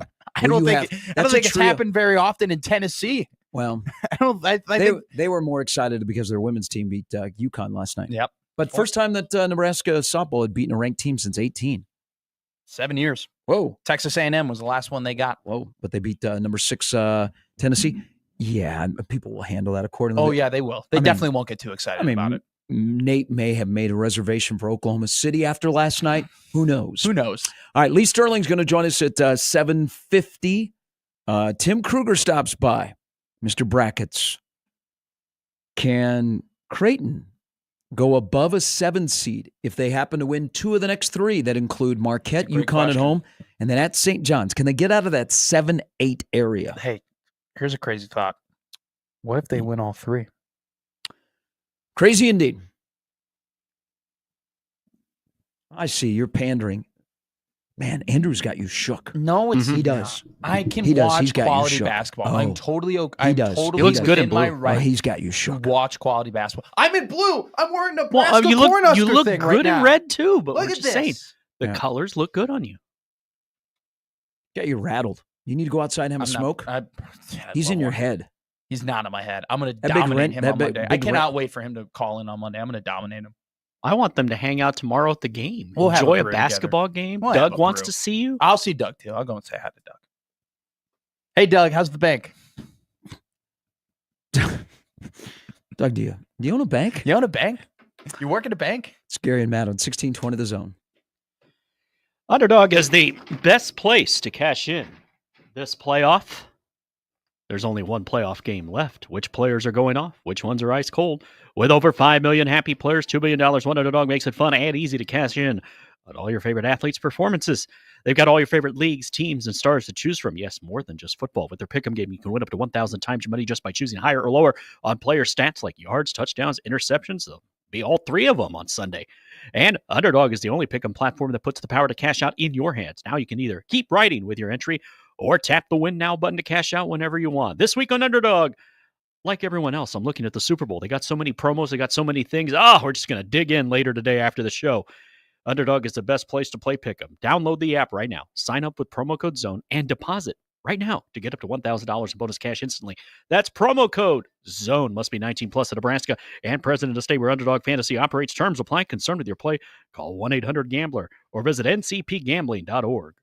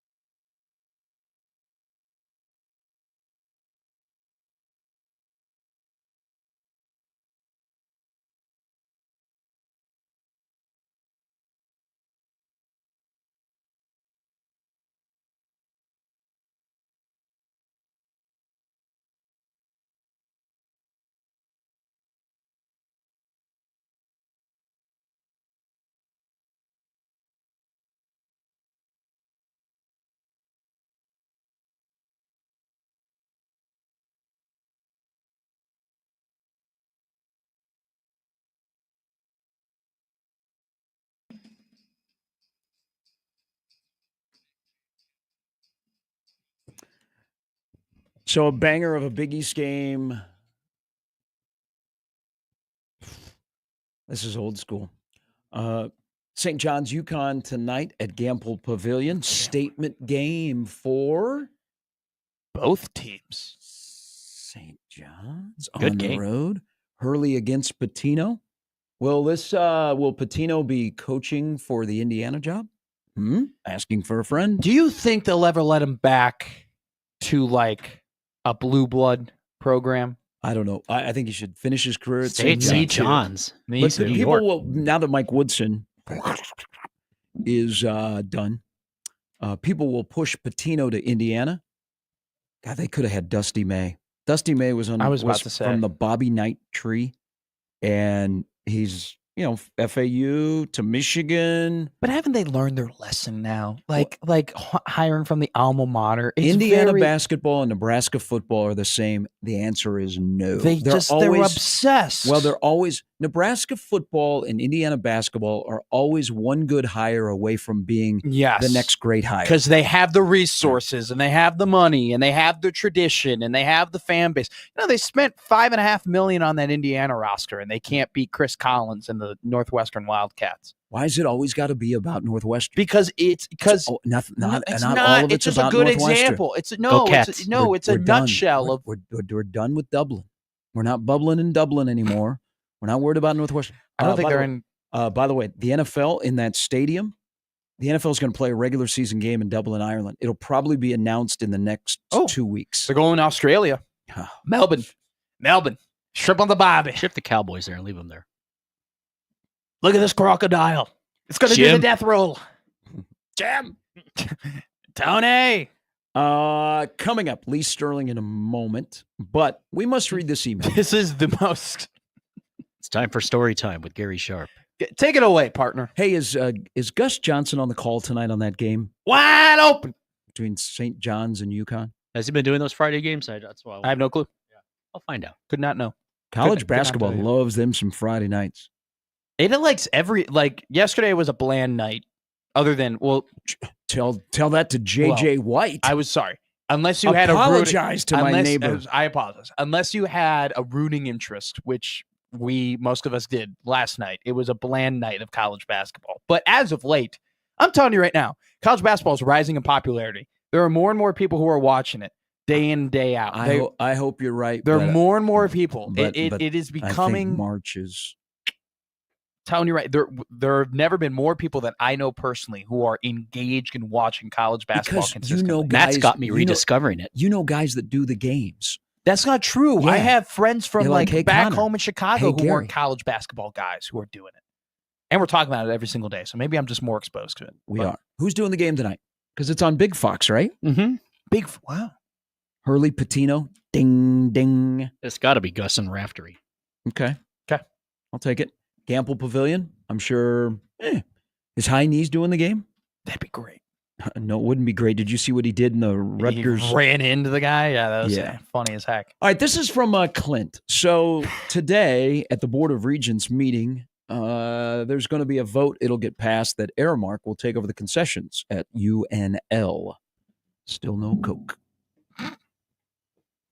I got the Pepsi guys are on my ass now, by the way. I know. You went on a rant yesterday. They're like, why do you like the Coke guys so much? I'm like, who doesn't like Steve You King? literally said, and I quote, they're taking over Omaha. They are. Now we got to get them in at Warner. I'm just saying. We got to get them at Warner Park. Saying there's just no surprise that the Pepsi guys might be a little upset at you after. Pepsi is falling apart. There you go. Okay. Yeah. Put some more gasoline to the fire. I think Coke should buy out Pepsi. There you go. Keep going. Hey, keep it rolling. Once again last night, Paul Ralston, the very talented radio voice of North Dakota, I said, Paul, best thing that's happened in this building? I pointed to the cooler and I said, we're a Coke school. And he's like, really? And just like every other announcer that comes here, they open up their duffel bag and start shoveling in Coke. So the concessions might look a little bit different at Memorial Stadium moving forward. So Clint has responded to our discussion yesterday about the Val's Pizza.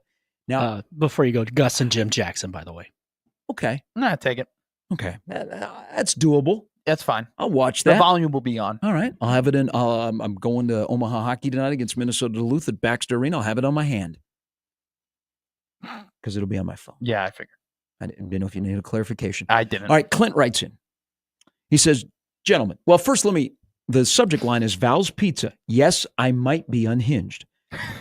I love Clint because Clint put so much into this. Pardon the 2 a.m. email, but I'm doing some late night pod listening as I transition off of night shifts. I was listening to the segment about concessions and wanted to comment on the pizza situation at Nebraska sporting events and provide a bit of a warning. Mm-hmm. Listen up, kids. No question. The Val's slices become exponentially more delicious after marinating in cardboard, and I would be extremely sad to see them go. However, if they stick around, the new concessions provider sure as hell better not pull what the university has pulled at PBA. While it's not the most consistent product at Memorial Stadium, I've never been disappointed, other than the time they ran out in the 600 level before halftime of the 22 Indiana game. I love Clint. I got to meet Clint now. Yeah. Meanwhile, at PBA, shrinkflation has struck, and I have proof. Call me a crazy person, but I have taken a photo of nearly every slice I've consumed over the last 3 seasons and was absolutely shocked to see the abomination I purchased at the Nebraska-Wisconsin basketball game on February 1st, 2024. He has taken a picture of all of these slices from Memorial Stadium. He takes a picture of, the little the box you get at PBA, and there is a lot more cardboard than there is pizza. Just doing some quick math, I estimate I lost out on 30% or more of a regular slice. It was absolutely inexcusable.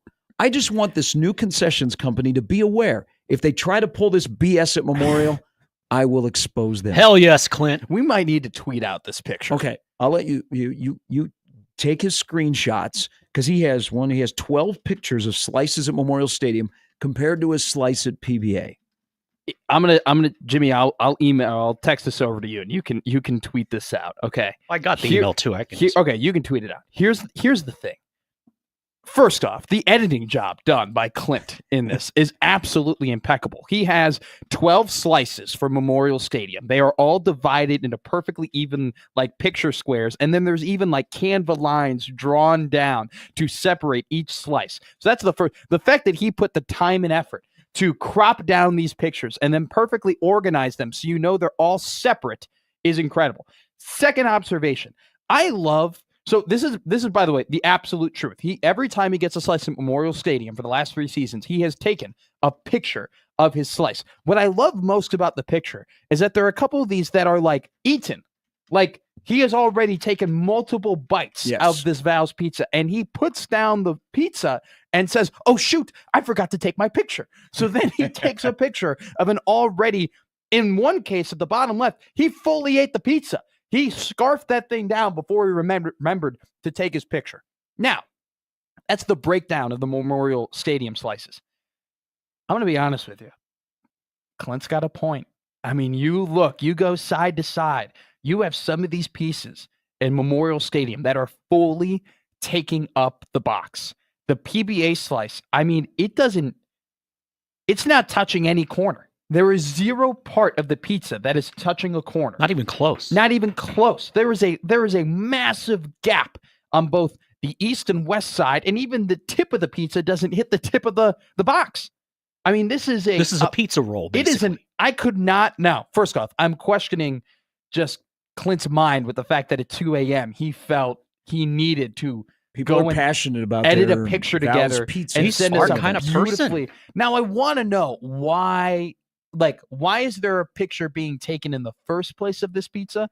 And who is he sending it to? For the gram, of course. Is he sending it to his kids? Hey, I got my slice. Facebook. Is he sending it to his friends? He might be a huge Val's fan. Yeah. Maybe. But there is a valid argument here to be made. What was the research you said earlier you did for school? This is that kind of thinking. You two on a thesis together would be two doctors. This is a thesis. Now, when you get the slice that is rather slimming at PBA, could you go back to the concession stand and open the box and go, "Excuse me? Where's the rest of my pizza, man?" Seriously, I think you have absolute validity to be I did not pay for this. Because technically when you pay for the slice, you're not paying for the slice, you're paying for the box. Yeah. So you assume that slice is going to be the size of the box. You can easily say, "Hey, I did not pay." You're tipping for this. Exactly. You can absolutely go back. And I would venture a guess to say they would gladly give you another slice. Ooh. I think they would. I've had some good run-ins with the Pinnacle Bank Arena concession people. They're very nice to me. They've always been very, very genuine, if you will. Have you had bad run-ins with PBA concessions? I don't eat a lot at sporting events. I'm an animal. Because I usually take care of it beforehand. I'm more likely to go downtown, the 67th Center or Lincoln, and drink. at a sporting event instead of eat. Like I'm not going to grab a box of popcorn. Now, baseball is different. Like when I go to a baseball game, I'm thinking about eating. Dog and a beer. But I'm not thinking about when I'm going to basketball or hockey. I'm not. I think thinking about eating. that's a psychology thing. I think so. Like you go to a baseball game. What do you think of baseball? You think of beautiful weather, beer, and a hot dog, and so that requires keep that mindset on April 1st at opening day at Warner Park. Thank you. Yeah.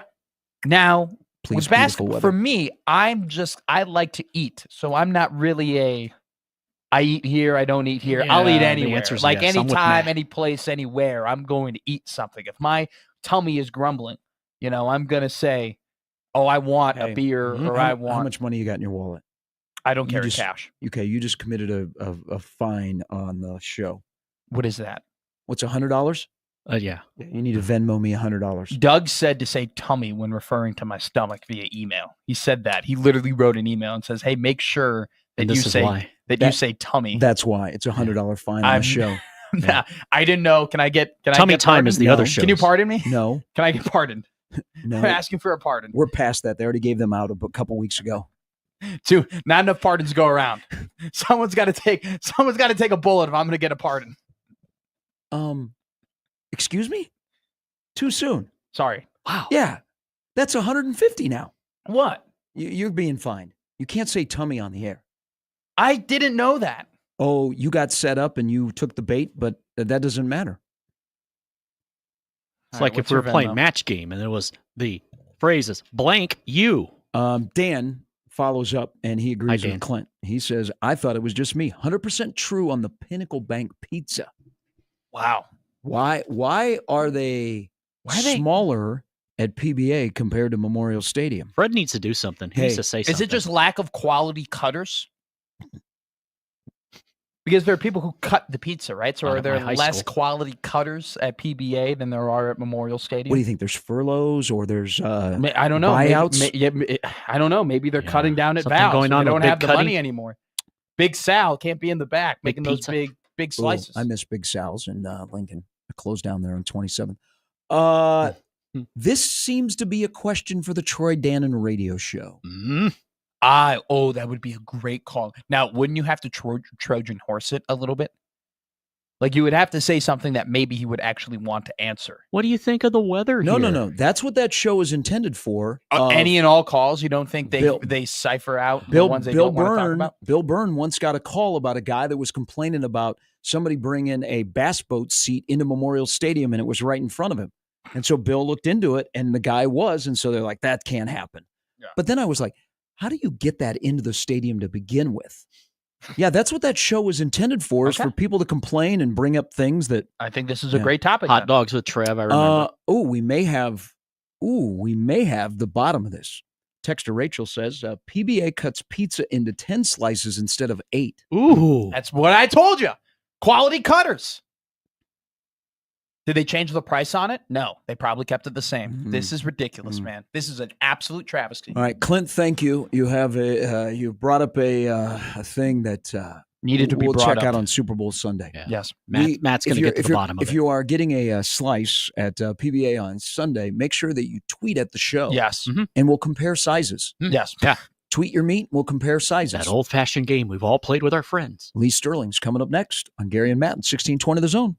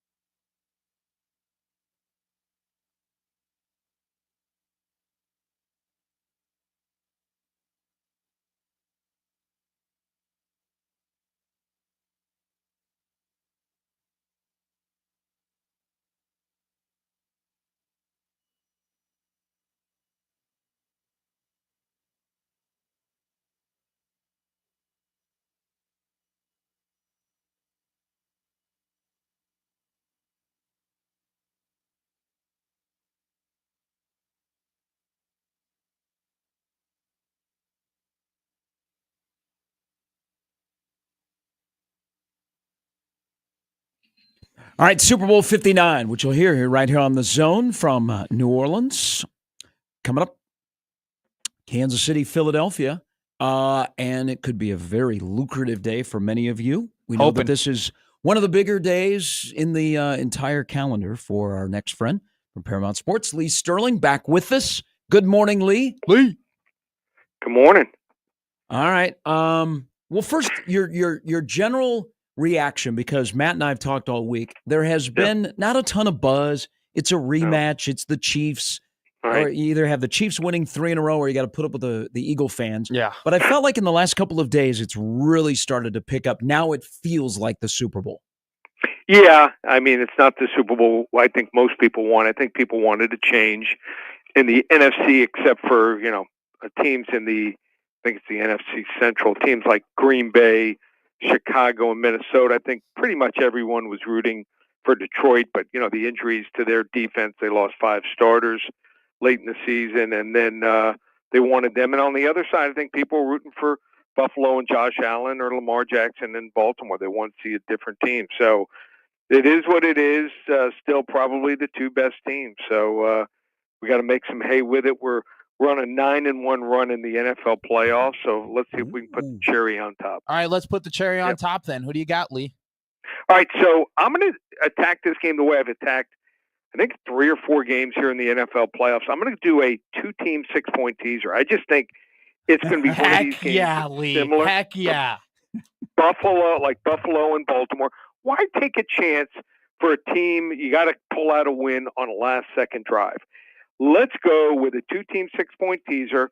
I don't think it matters. Whoever is the underdog right now, it's Philly plus 1.5. I'm going to tease them up to plus 7.5, and the total is 48.5. The game's being played indoors. Kickers should have success, so don't have to deal with the elements. And even though 2 really good defensive coordinators, the quarterbacks are even better. And let's tease it down to 42.5 and play the over. I think we'll see at least a 23-20 score. So my official selection, we're going for our 4th win in the last 5 years, Philly plus 7.5 and over 42.5 total points. You can't see the screen right now, but Gary is laughing his butt off because I'm a big 6-point teaser guy. I mean, there's no, oh my God, I love it. Is there any, you got any props? Got any props? Yeah, how about we do fun props, and one of the ones I've done year after year is my daughter's national anthem.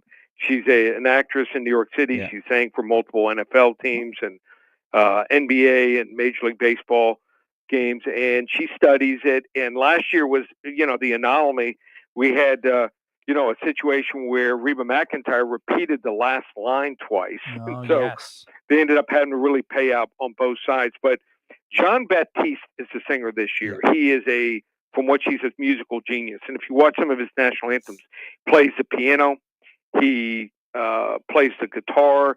He could stop right in the middle and play one or the other, or start with one and pick up the other. So she says if you can find one, and they're going to try to close the loopholes. They don't want him playing musical instruments and singing also. If you can find one where it's singing only from start to finish, it's at 204.5. She likes the under. She thinks that if he sings it by himself, it'll singing only, it'll be 154 to 155 range. All right. I'm going to the booth. And we got the expert. But don't just, if it says 204.5 and it doesn't have any disclaimer, you don't want to play. You want to make sure, like I said, singing only. All right. Are you on any other anytime touchdown, first drive? There's some. I think it starts with Saquon Barkley. You got to have something for either going with him or against him. And they have the over-under on his rushing yards at 116.5. The last running back to run for more than 117 yards was Michael Pittman, all the way back in 2003. So, he's with Tampa Bay against the Raiders. I think that Steve Spagnuolo, who's a great defensive coordinator for Kansas City, is going to be able to come up with a game plan to limit him. Probably keep him under 100, 110 yards. And for that reason, I like the under. Ooh. And if that happens, a lot of people like Dallas Goedert over 52.5 receiving yards. I actually like Devonta Smith the most. In the 3 times he's played Spagnuolo defenses, he's caught 7 for 122, 7 for 100, and 6 for 99.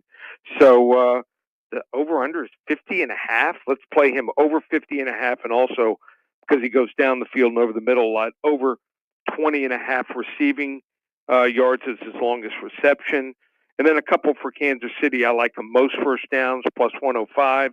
They slowly matriculate down the field and get a lot of first downs. And under 8.5 players will catch a pass. And here's one for both teams. Shortest touchdown, under 1.5 yards, minus 175. I mean, Philadelphia with the tush push is automatic. Remember also any interference, they bring the ball to the 1 yard line. And on the other side, Kansas City, they like to, especially Andy Reid, put the dagger on other teams and do what they do and have success with it.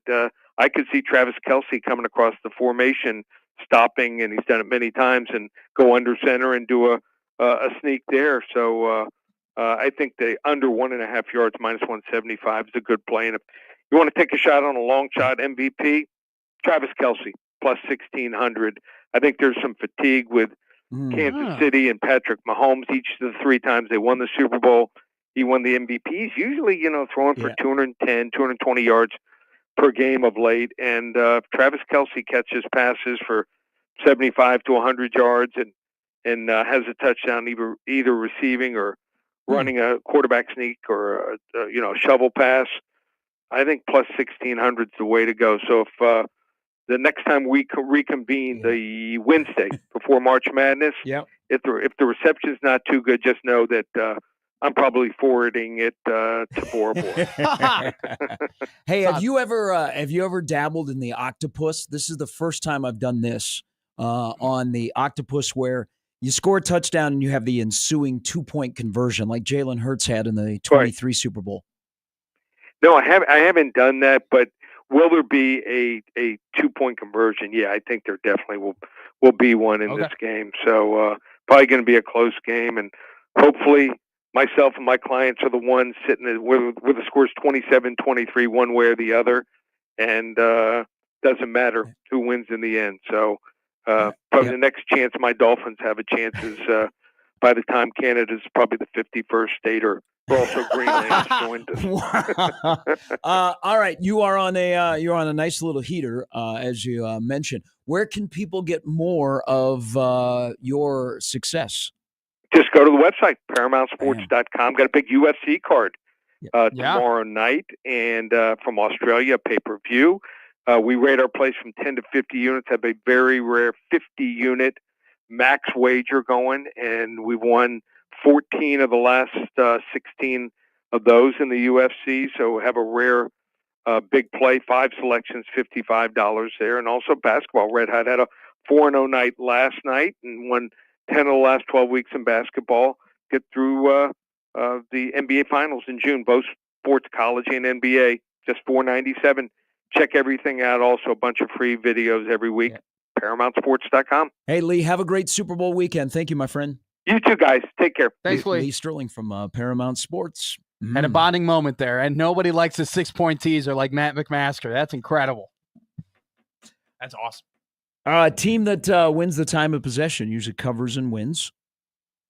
Oh. Team that rushes for the most yards usually wins and covers. Football. Mm-hmm. Team that scores first wins the Super Bowl 64% of the time. Football. These are football guy numbers. You know what? I think that the teams that score the most points at the end of 60 minutes typically wins the game. Undefeated in history of the Super Bowl. Actually.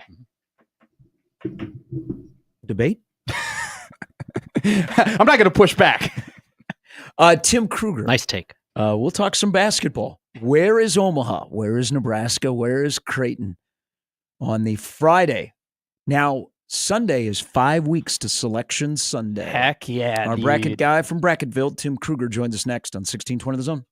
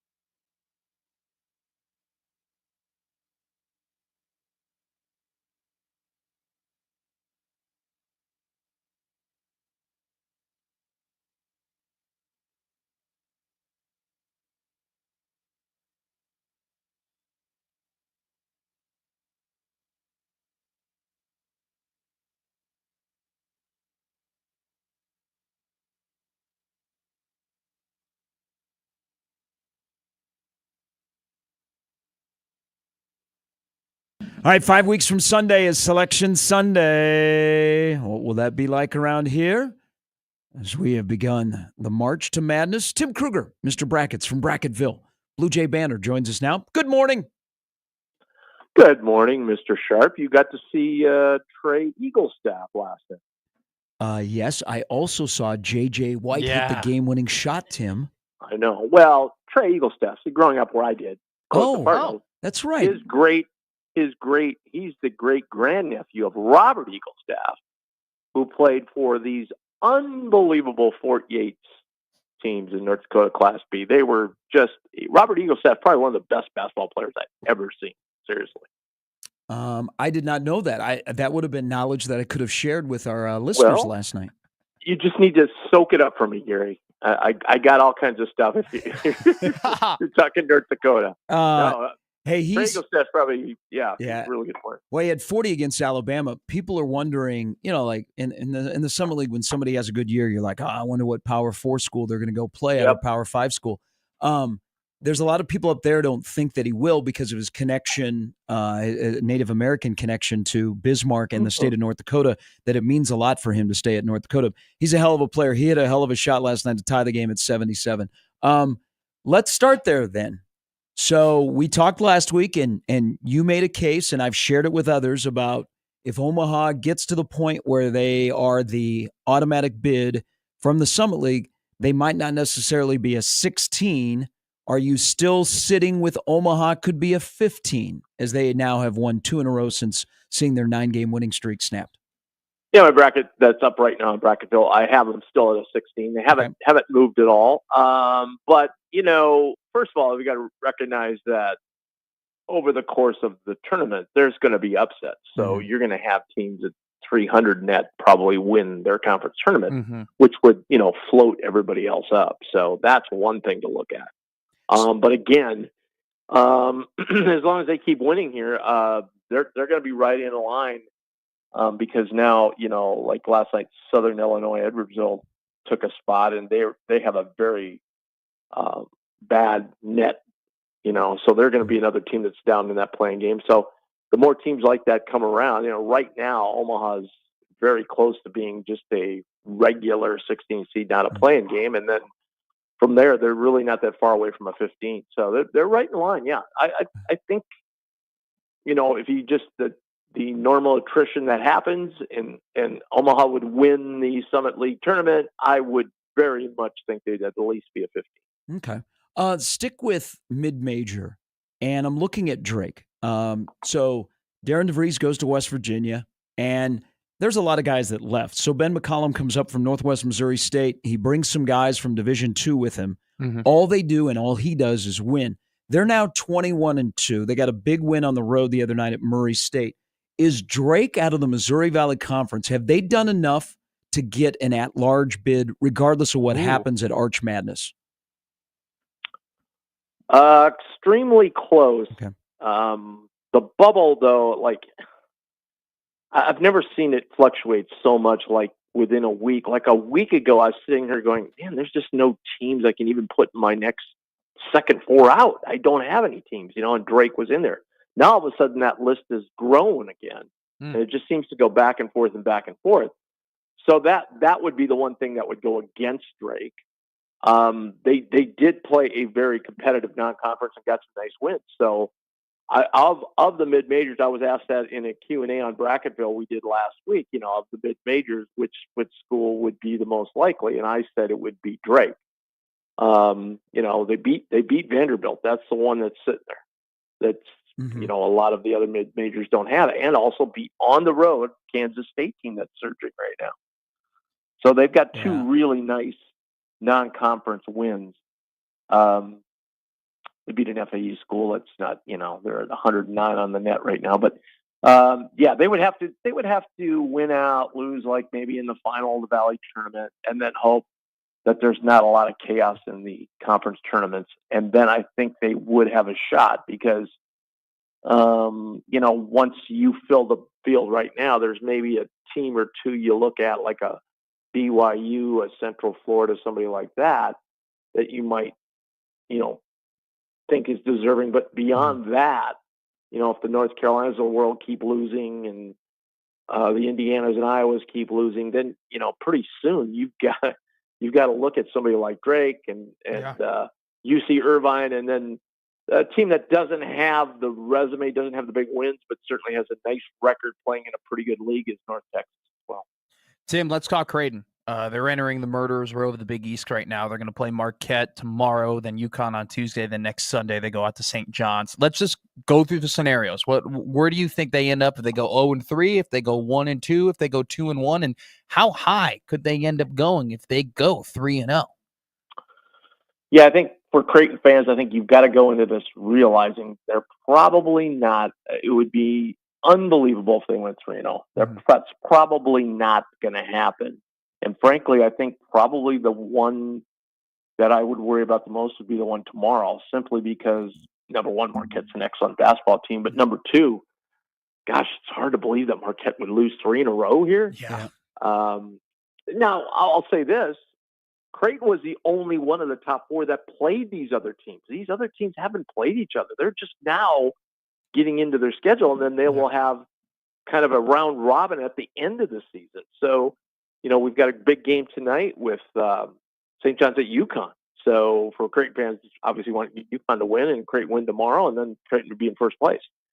3-0 would get them to a 5 line. Wow. Could they get to the 4? Yeah, maybe. It would just depend on what would go on with some of the teams around there right now. It's kind of like we're pretty much set at that cutoff. And Gary mentioned, the weeks until the NCAA tournament. Just mentioned a week from tomorrow is the reveal, the top 16 reveal, which is a big important step in this bracketology process. So that's something to watch out for. But yeah, Creighton 2-1 is probably that would be a really good, especially if one of those wins was against St. John's on the road. That could give them a high quad 1 win. That would keep them in the 5 range probably. And then 1 and 2, they're going to kind of get mired down to the 7. And they lost all 3, which I don't see happening. But if they lost all 3, they would be 8-9-ish, somewhere in there. But they'd still be in the field. But yeah, there's certainly a huge upside. And I mean, it's not even a debate right now. This is Mac's best coaching job. I mean, to have this team positioned where they are. Now, you mentioned the gauntlet, but once you get by that, they've only got one game they could potentially lose, and that would be Xavier the rest of the way. So, I mean, they play the bottom feeders and play them at home, most of them at home too. Mm-hmm. So they could rack up a lot of wins. They could get to 24 wins and then be, in a really nice position. And as I said, those other top teams still have to play each other. Yeah. And, they've got to go to, and some of those games, they've got to go to places like Villanova and Georgetown, which are possible losses. So even if they go 1 and 2, I'm not sure that they're totally out of the race for the league title. Tim Kruger joining us, of course, our bracketologist for Bracketville, which is a great site. Him and Dave, also Blue Jay Banner, as you know. Quick side note, because we've talked about this, because we were looking at the Muskie schedule last week about how they've already gotten done with the big boys in the league. They've already played them twice before they got to Creighton. Why do you think the Big East schedule this year is so wonky? I don't know. Very strange schedule. Very. And maybe it just worked out that way. Mm-hmm. I mean, look, coming into the year, let's think about it. Coming into the year, nobody thought Marquette was going to be where they are right now because they thought the loss of Kolek was just too much to overcome. And we weren't sure about St. John's, right? Sure.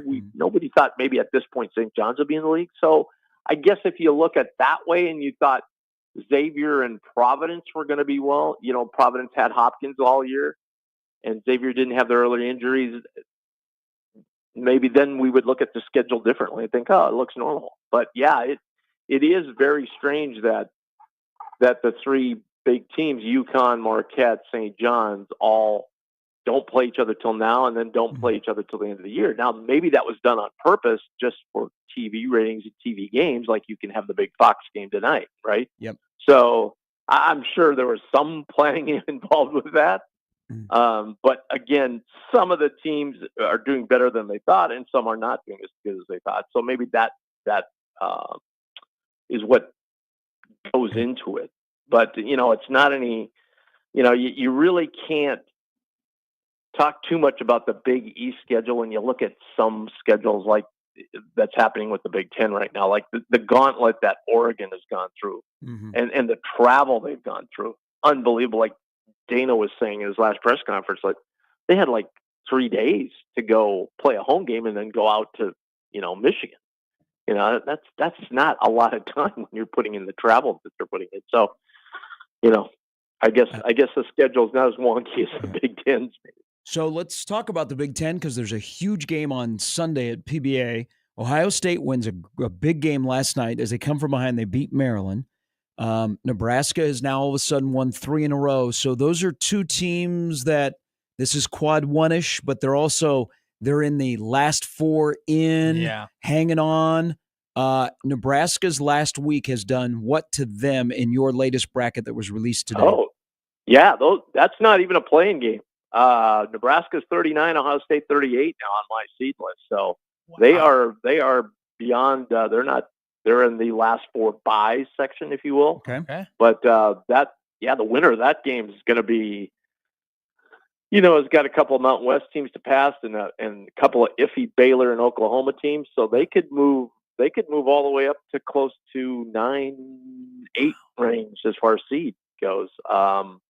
The loser's not going to drop, I wouldn't think, to a play-in game next week because you have teams that are struggling like Texas and Georgia that are in between them. So, that's this Ohio State team has just been remarkable to me. I was checking the scores last night and pretty much wrote them off, and they do what they do. They seem to, much as people have described Creighton, they're just gritty. They get it done at the end of games. And to pull out that game against a really good Maryland team last night, huge win for Ohio State. And they have got maybe their resumes are really close. Maybe just slightly better wins for Ohio State, but you could argue it either way. But the winner of this game is gonna get close, and we're way out yet. I understand, but they're gonna get close to feeling pretty good about themselves. Wow! Dang. Okay. So would you say 10-10 in the Big Ten and the Huskers are firmly in regardless of the results of the Big Ten tournament? Yeah, I mean, I wouldn't. I don't ever look at conference records, so I don't. Okay. I don't know what 10-10 would do. It just, again, it depends on how other teams around them do. A team like Texas or Georgia or San Diego State could go on a big run, and all of a sudden they pass Ohio State or Nebraska. Sure.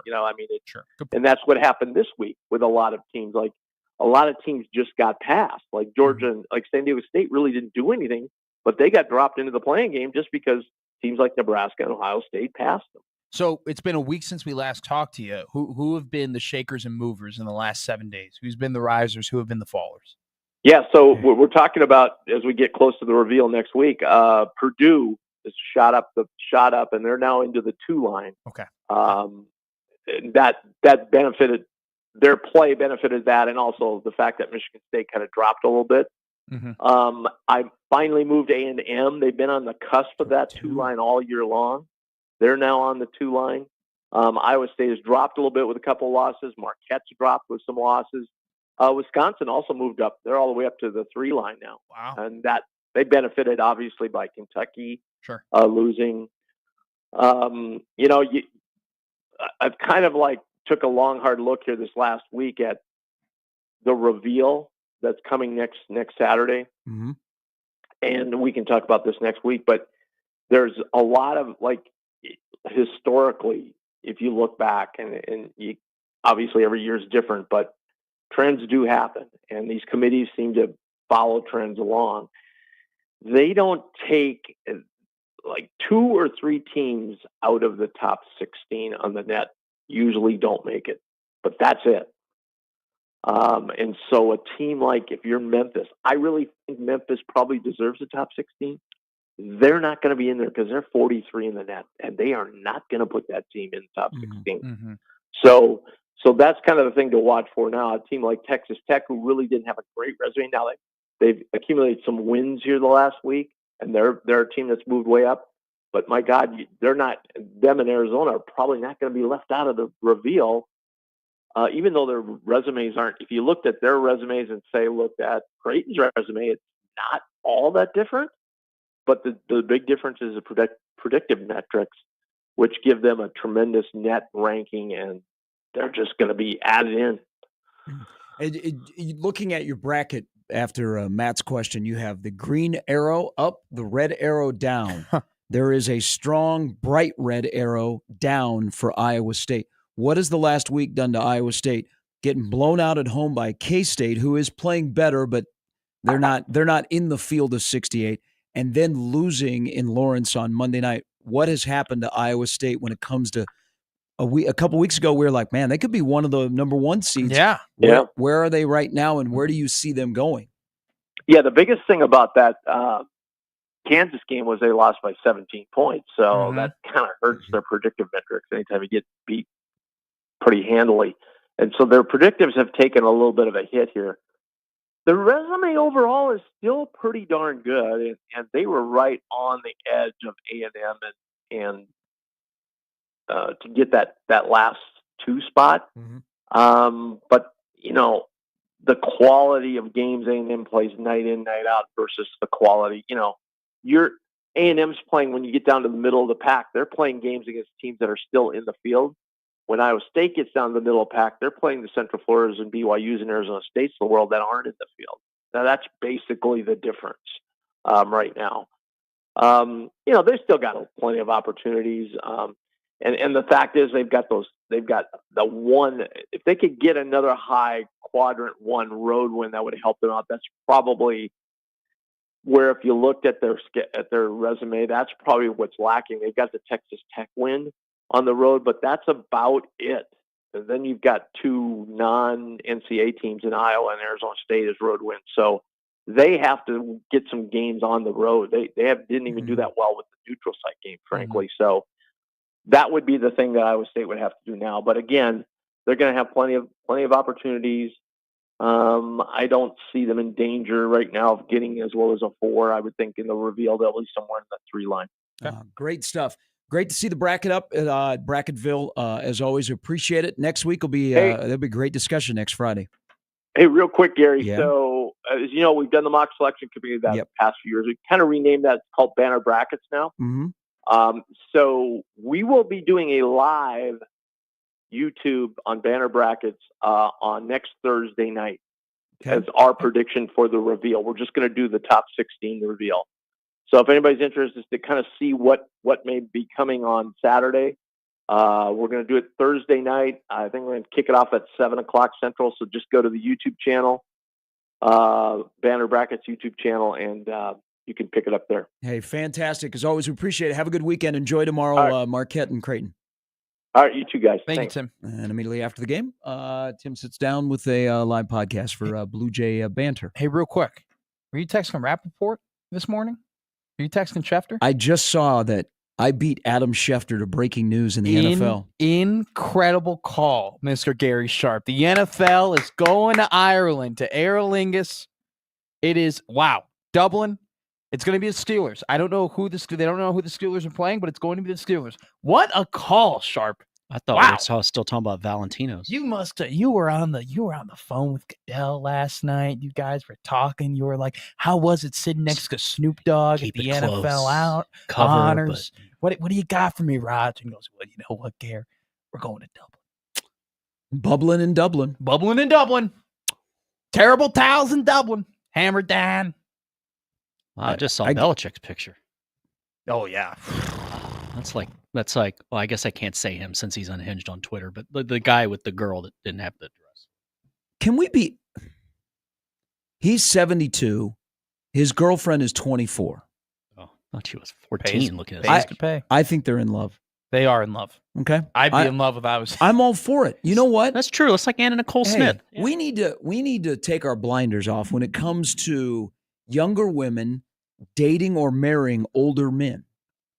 Do you know, so the new White House spokesperson, she is 27. Do you know that her husband is 60? Whoa. Nice. Shout out that dude. Good for him. Yeah. Good for him. Good for her too. Love is love. It is. Why is it crazy to people that somebody that is 72 can't be in love with a 24-year-old and vice versa? She's going to be 35 and he's going to be 83. That's okay. He might be gone. You never know where you're going to find love. Yeah, you truly never know. Now, Ain't that the truth? I'm okay with this. I mean, like my opinion matters. It doesn't, and neither does mine, and I couldn't care less. She's beautiful though. She was on the red carpet last night, and I'm not sure. Like, he has so many Super Bowl rings, he can't wear them all. So she was wearing a couple. That was cool. That's a hell of a flex. It must have been warm in New Orleans too.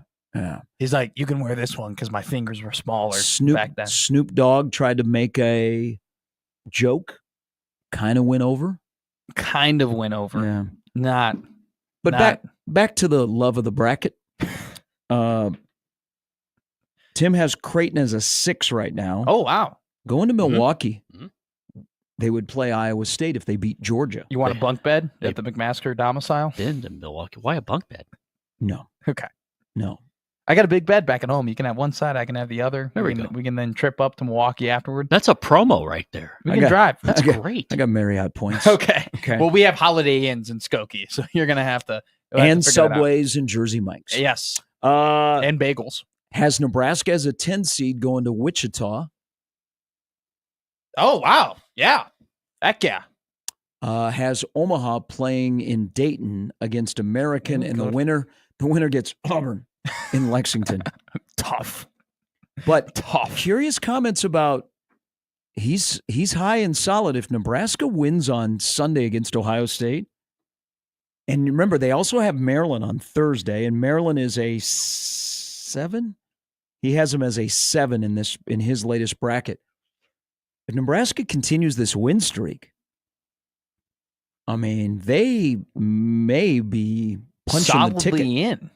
He goes also, too, he said, even if they lose, they're not going to move. Yeah, the bubble is really weird. It is weird. Like, Nebraska turning the season around a little bit they've done that. There have been some teams that have fallen off. Yeah. Well, he said it. Last week, he goes, it's really tough to make a bubble right now. He's like, I don't know how to make a bubble because there are just teams that don't deserve to be in. It's crazy. Bottom's falling out. That's a problem with youth. We don't know. Kids don't know how to make a bubble. Like, you remember when is that what's wrong with America now? Oh, there's a lot of things wrong with America, but there is a lot of great things about America. But here's the problem: is we don't chew enough gum, and so now kids don't know how to blow a bubble. That is one of there's little subtle things in life that you celebrate when you're young, like being able to ride a skateboard. First time you're able to ride your bike without training wheels. Yeah. First time you're able to blow a bubble. Yeah. Like that was a big deal. I agree. Okay. Not enough kids in cask anymore. There used to be so many kids who were like wearing ankle cask and arm casts. Like not enough broken arms. Now it's ankle monitors. Yeah. Jeez. And TikToks. I don't know that they're similar, but sure. But you guys know how to. Do you know how? Yes. Jimmy does. Yes, I do. You know how to blow a bubble? Yeah. With gum? I'm young. Who taught you to do that? I wasn't born yesterday. Oh, you were just born a couple of days ago. Child labor laws. Who taught you how to blow a bubble? Myself. I saw my cousins doing it, and I was like, how do I do that? You and they're like, we're not going to tell you how to do that. You got to figure it out, loser. And then I figured out how to do it. Great camaraderie there in the family. Damn, Matt. I would have taken time to work with you. It was tough growing up. It was hard knocks. So when, it's tough sometimes now for kids because kids don't go and buy bubble gum. No, you don't. You can't go buy baseball cards, and they have the little stick of gum in the back of the card that's stuck to the final card. You mean the talcum powder that you used to chew? Damn.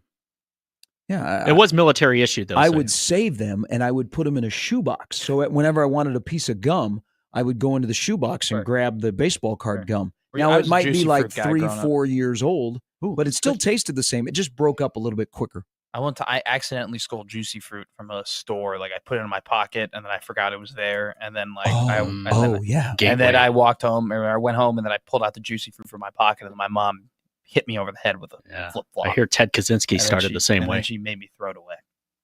Oh, not take it back to the store? No, she made me throw it away. Damn. Did you at least get to keep the cheese when you took that? Nope.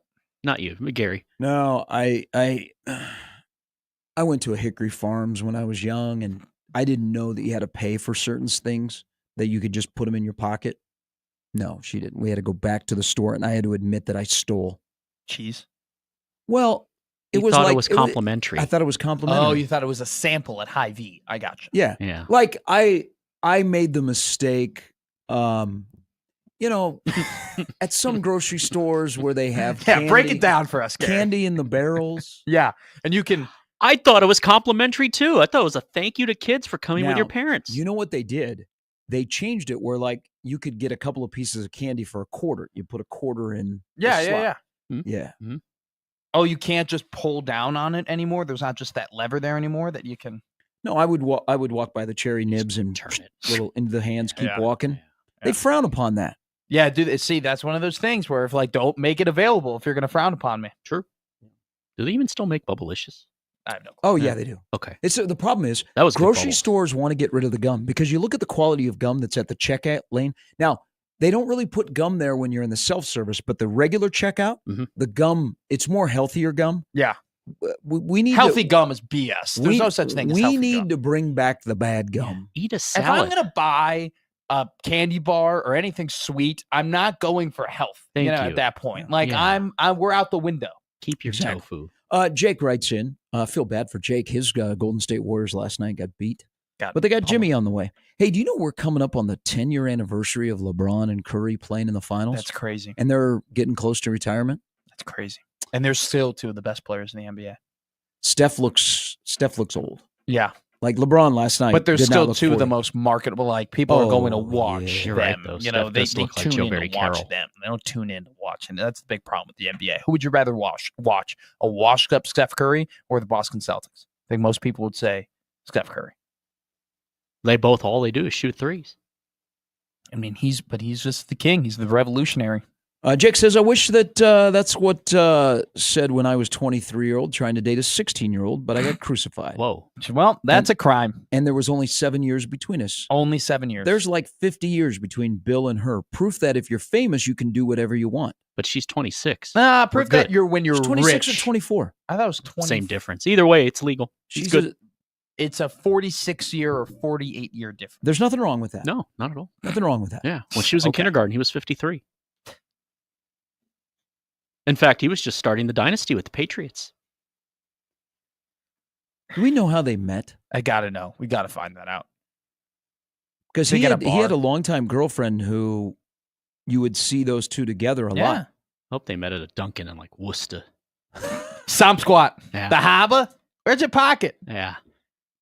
Where's You your have a nice pocket? cack Got the considering smart- you I got the smart coach pack. the Patriots. Smart pack. I love that commercial. I can't wait for the Duncan commercial on Me too. Sunday. It's going to be so embarrassing for the Afflecks and Damon and Renner and Seth Meyers and Chris Evans and that one female actress that's always there.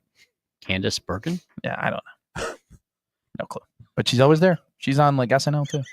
Candace Bergen. I don't know, man. But she's always Yeah, there. I know you don't know who that is. Trust me. You don't. Yeah. There's a lot I don't know. Old soul over here knows. Yeah. It's like, man. Hey, He's do you an think- old soul, do you think too. When we do finish the play today, we'll get to the 21st century. We are going to be in the 21st century, as a matter of God. fact, just for you. It took you 9 plays to get there. That just tells you how much now sucks. Although I was going to do the Saints today Big because fan of 16 Murphy Brown. 16 years ago today, the Saints won their Super Bowl. I'm getting a Tracy Porter poster. Shout from out my who room. dat. Why? Because I love Tracy Porter. What about Terry Porter? Just random. He played for the Bears too. Okay. And I love like that moment where he's pointing at the end zone after picking off Peyton Manning. I'm sure you're going to claim Jared Allen as one of the greatest Bears going into the Hall of He Fame. was so bad we traded him for a 6th round pick. Alan second year on Page. the team. He's a Chief or a Viking. Pick your poison. I think I'm biased. I think of him as a Chief. But I think of him as a Viking. I think of him as a Viking. But 'Cause I he was almost broke the around sack there. record as a Viking. He did his best work. Small class went in last night. Yeah, talk about it. Boy, 26 will be, because Drew Brees and Larry Fitzgerald should be in first ballot. And then you got Eli. So who we'll will talk be about in, that. We're going to have to break Kuechly, that down. Belichick. Terry. I was they changed a mistake that had been lasting for a while that Sterling Sharp got in. Yeah. He had a short career due to injury, but in his time in the NFL, So good. Yeah, they corrected a mistake that Sterling Sharp was not in the Hall of Fame. Now, can somebody with sanity out there help my man Roger Craig get in the Hall of Fame? It's ahead of his time.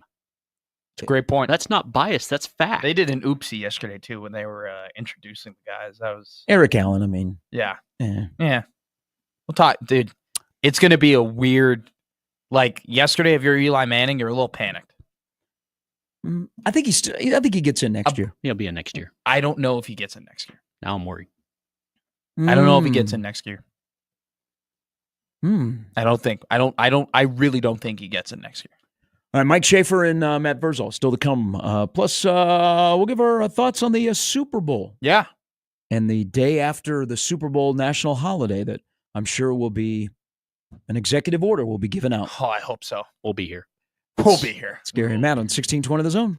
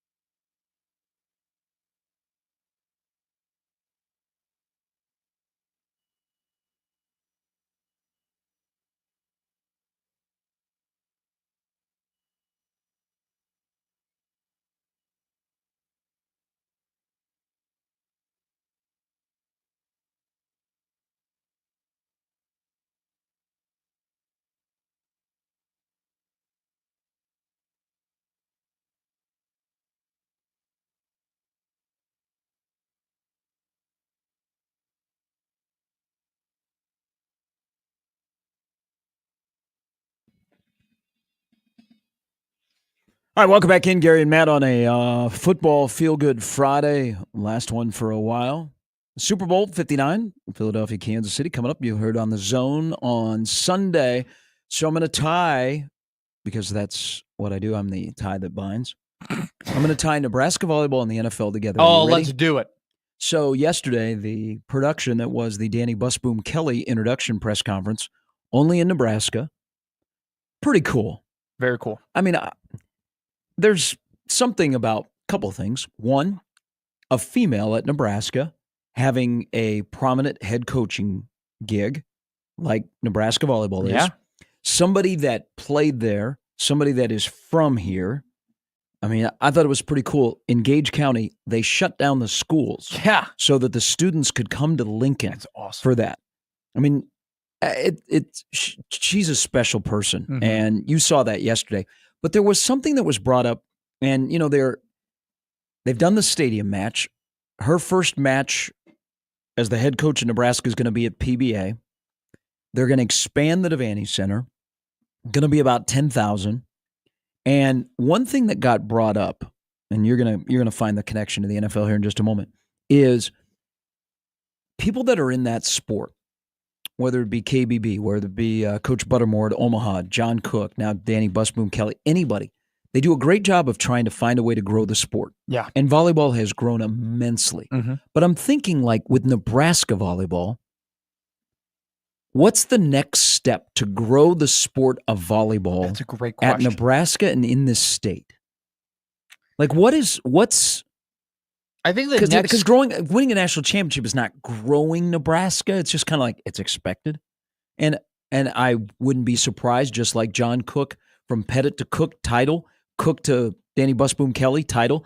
But in terms of like growing the sport in the state, we've already got 2 pro volleyball teams who get a lot of attention. The youth are great. The high school is great. Even the D2, D3 schools are play at a very high level of volleyball. I think the in-state growth, I mean, it's all, at this point, it's about retention, right? You just want to keep that going. You want to keep the momentum going. But I think now at this point, they can start looking toward how do we grow this fan base outside the state? And so something that immediately pops in my mind, and it's a little bit out there, and it's just way too much for it to happen. But the idea and the concept is there, where you ask people who, grew up watching baseball, if they didn't grow up in a state that didn't have a pro baseball team, they're either Braves fans or they're Cubs fans. Yeah. Because WGN, and they would put on WGN, CBS, and one of those games would be on. And so they became fans of those teams because there was no one else to watch. I think at this point for Nebraska, they got to start thinking, okay, how can we make people who are outside the state, who may like volleyball, young girls who are volleyball players, who may not have a prominent college volleyball or pro volleyball team to root for, how do we make them Nebraska fans? Now, making your own Nebraska volleyball television network, that's a little bit out there, right? But I think that's the next step in terms of growth is how do we get the kids who are in Utah or Arkansas or Colorado or Texas or, well, not Texas because they got a team, but like, states that don't have teams, how do we get them to be Nebraska fans? She's going to be so good. She is. I loved every bit of her introductory, and then when she went with the media separately, I think she's a pro's pro. Talk about going from a classy coach to another classy coach. That's just how it is. There are certain beasts of programs, and Nebraska volleyball is the largest brand in that sport. You also have to have the PR skills along with the coaching chops, and she has the coaching chops. Absolutely. She just is very comfortable. Yeah. Like there's an endearing part of her personality and her story, but the way she speaks, and I think that goes a ways. Like, what's one of the things people say about Rule? Rule's the best PR coach Nebraska's ever had. Now, I'm going to connect Nebraska volleyball in growing the sport to the NFL. So the NFL announced this morning they're going to Ireland. It will not be played at the same stadium that the Aer Lingus Classic is played at. Oh, okay. This is at the rugby grounds. Pittsburgh is one of the teams because of the Rooney connection to Ireland. And the NFL a couple of days ago announced they're going to Melbourne. We know that they're trying to grow globally. Yeah. I'm going to lose it if in 5 to 7 years a Super Bowl is in London. I'm going to No way. Okay, they don't take the U.S. Open and put That'll it. never do. That'll never happen. I in don't care. Scotland. But that's been a talking point. That'll never happen. Because the NFL is in England. Yeah. They're in Germany. They were in Brazil. They want to be in Spain. They want to be everywhere. Are we done growing the sport of football in this country? Because why we're going to these places is the NFL wants to grow the sport. Because I think the NFL believes that the flag football in the Olympics in 2028 in LA will be gigantic, will be the next big step. But they're trying to grow the brands and make it a global game, and it's doing pretty well. But are we forgetting about continuing to grow the sport of football in our own country? Because I would love to see a regular season game at an iconic college football venue. I would like that too. I think that would be great. But you have to understand, look, baseball was America's pastime. But the reason why baseball fell off is because they didn't adapt. They kept the same structure for a very, very, very long time, right? Football, to their credit, they're not keeping the same structure. They're growing the youth game. They're making the game safer, so more parents are putting their kids in youth programs. Some more kids are playing football. Some more kids are, want to go to the NFL and whatnot. And then also, too, like you keep growing the regular season. You keep growing the exposure. You keep growing just everything. So I don't think they're complacent. If the NFL wasn't doing anything at all and they were just kind of sitting and resting on their laurels, I would be concerned with that, but they're not. They've always been in the communities and trying to raise the popularity of their sport and doing good. And the Walter Payton Man of the Year, the NFL Play 60, they're big philanthropy league, like they're making their presence known. So I would love that. Absolutely. Go to a big college stadium and play a game, but I still think they're not just sitting back. Do we have a ceiling for football in America? I think so. Do we have too much football in America? If they go to 20 games, I'm going to get worried. Because the reason why the NFL is so popular is because every game matters. If you lose a game in week one, look at the Bengals. The Bengals had a great end of the year, but because they didn't show up when it mattered in the beginning of the year, they weren't able to make the playoffs, right? That doesn't really happen in other sports. Look how late the Super Bowl's going. Eventually, we're going to be playing this thing on spring break. Well, doesn't the XFL begin in a couple weeks? Yeah. We even get a break. Yeah. More football is better, but there definitely is a level of like, all right, this is too much. You got to let us miss it. Yeah. That's why we do such a big thing. That's why it's called a football Friday. But it is because we love it. You think about it. I mean, the wear and tear of the sport brings this upon us, but it does have the longest off season. Yeah, good point. I mean, think about it. But I think Jimmy's right. Jimmy's right in the regard that the longness of the offseason does give you so much excitement when it comes back. Well, it's a sport that never ends. Yeah. I mean, there's always a constant cycle because once we get down with the Super Bowl, we're not very far away from the combine. Then we've got free agency, and then you know what? We're going to be at Lambeau for the draft. Yeah. But is there a ceiling for football, growing football in this country? I know why they're going to these places, and that would be cool to go to Melbourne. The Rams are the one team that's going to be there. Now, I don't know how they're going to do the schedule because they said you will come back immediately following the game and you'll land in the U.S. and it'll be the same day. Yeah. So are they going to have a bye week? Because they got to play it at the beginning of the year. So are they going to have a bye week? The season. Good point. I mean, people forget the Eagles began the season against Brazil. the Packers in Brazil. Yeah. So they're going to have to. Do you think 18 games will be 2 bye weeks? It has to be. It has to be. It has to be. Yeah. But I still think there is parts to grow, but I want to. Why don't not an iconic college football venue? Why? I think that's not a regular idea. season game. Gary, Soccer it is a great idea. It is a great idea. And look at the NBA. The NBA thinks about a regular season game at Cameron Indoor. Yeah. Or something That'd like be that. Awesome. I mean, kind of melding those two together and then bringing in different crowds because there are people who don't watch the NFL. They only like college football. And there are people who only watch college basketball. They don't watch the NBA. If you start melding that, that's a great way to grow the game. I agree with that. But I'm not worried about the NFL. Not like focusing. I'm not worried about them focusing too much on the global thing because they're still making some progress. Like if they were like baseball and they're like, we're not changing any rules and we're not adapting anything at all. We're not creating any storylines. I would be concerned with the NFL.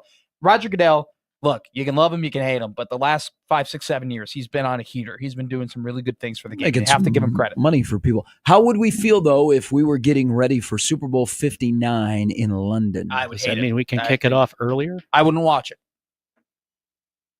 I'd hate it. I'd I'd still watch it. boycott. I mean, wouldn't come watch. on. Wouldn't know. More likely in the next 10 years. I'll cut it down. 7.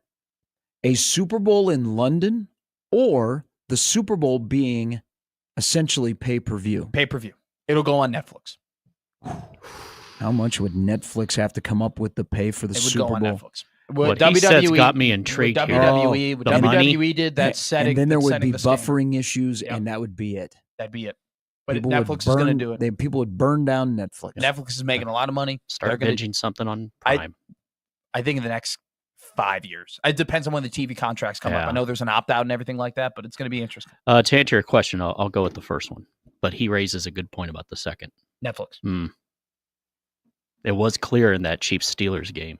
Is it next year ESPN's first Super Bowl? No, next year's NBC. And then it's ESPN? Yeah. But they have an opt-out, right? There's something they were talking about in Well, Roger NBC Goodell's NBC presser. wants it to line up with their Winter Olympics year, so that's how I know that they have, and that's how they There's rearranged some that sort 4 of years ago. opt-out. I don't know when it is, but then they Yeah, get we the don't want the opt-out and Super they Bowl. get to renegotiate. Yeah, I don't know. Buck and Aikman went to ESPN to be able to do a Super Bowl. yeah, I believe it is 2 years. Okay. Jeez, can you imagine who would be the announcers on Netflix for a Super Bowl? Katie Nolan and Matt Van Sturgeon. Bring back some of our old favorite NFL announcers that are still alive. They'll probably bring out, they'd go and get Costas. If you didn't get enough of Costas in the playoffs last year for baseball, Al wait until he Michaels, announced his Grumpy. swan song. Just hope a New York team isn't in the Super Bowl for it. All right. Mike Schaefer's going to join us next. We got lots to discuss. Big weekend of basketball before we get to the football. 1 o'clock tomorrow will be big time in this town. Marquette and Creighton. Shaka Smart. Everybody loves Shaka Smart. I like Shaka. If you're sitting behind the Marquette bench tomorrow, have fun. Shaka is more than likely to engage with you. Yeah, more than likely. Until Hurley came along, people Tell us how the hair looks Shaka like. was the guy that everybody hated. He played into the crowd. Is Dan Hurley the best thing to happen to Shaka Smart? Coming up next. I don't think Shaka has ever challenged a student. No, that's a good point. And I don't think Shaka has ever said, I'm the best damn coach in the game. Don't turn your back on me. That's at 1. Omaha, North Dakota State at 1. And Nebraska, Ohio State on Sunday. Banger of a basketball weekend. Such a good basketball weekend. We'll talk about that and much more. Mike Schaefer, Matt Verzal in the last hour of the week on Gary and Matt in 1620 The Zone.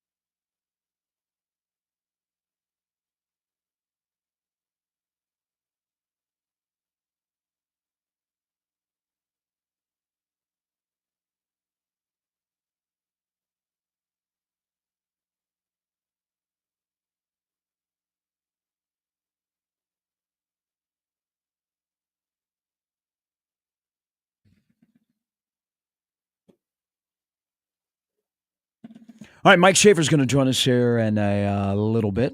I lost track of where we were at there. Thought we were done. Thought where's Schaefer? Where's Schaefer? Where is he? Where is he? You take me to him. You take me to that son of a. You stay with Stephanie. No? Remember when McMahon was trying to find Wrestling. Austin? It's like, wait, what movie is this? You take me to Liam him. Neeson? You take me to that son of a.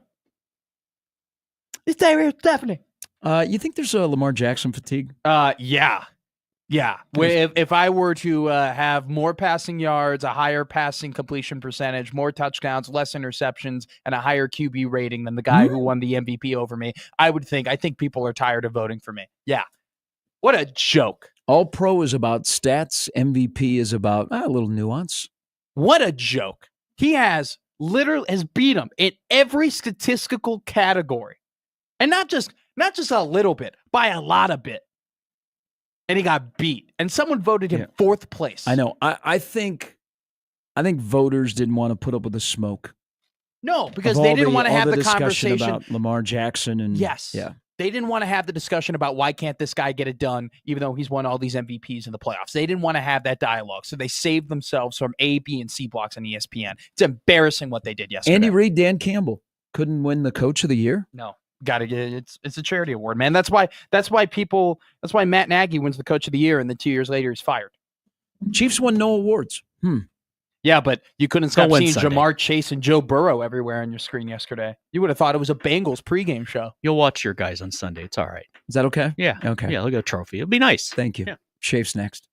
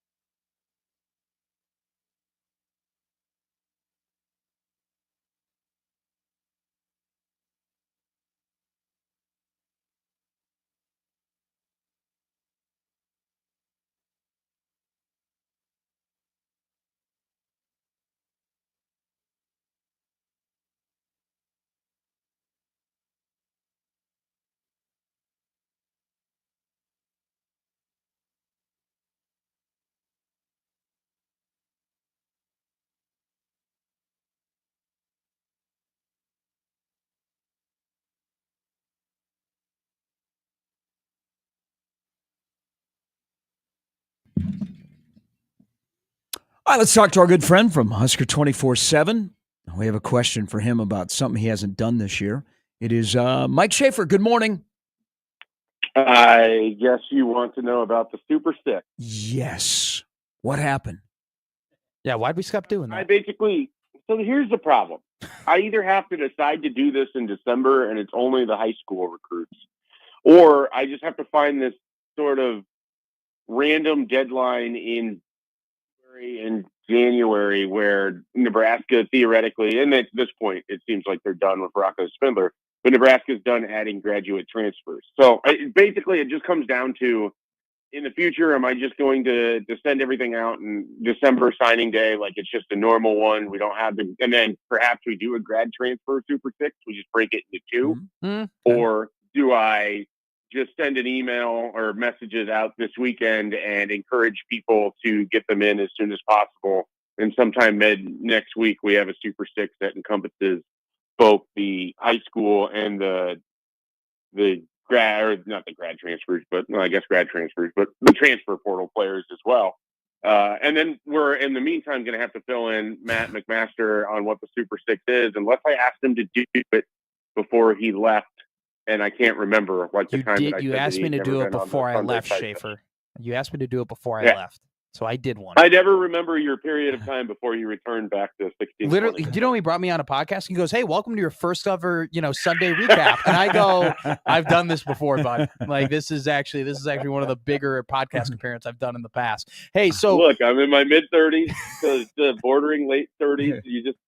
It's not all there. I'll be the first to admit it. I got two ideas for you. Either do it this week, like Super Bowl week, because now we know that this is probably the time where teams are looking forward to like spring ball and winter workouts and whatever, or do a Super 8 and just do 6 high school prospects and then add 2 transfer portal guys.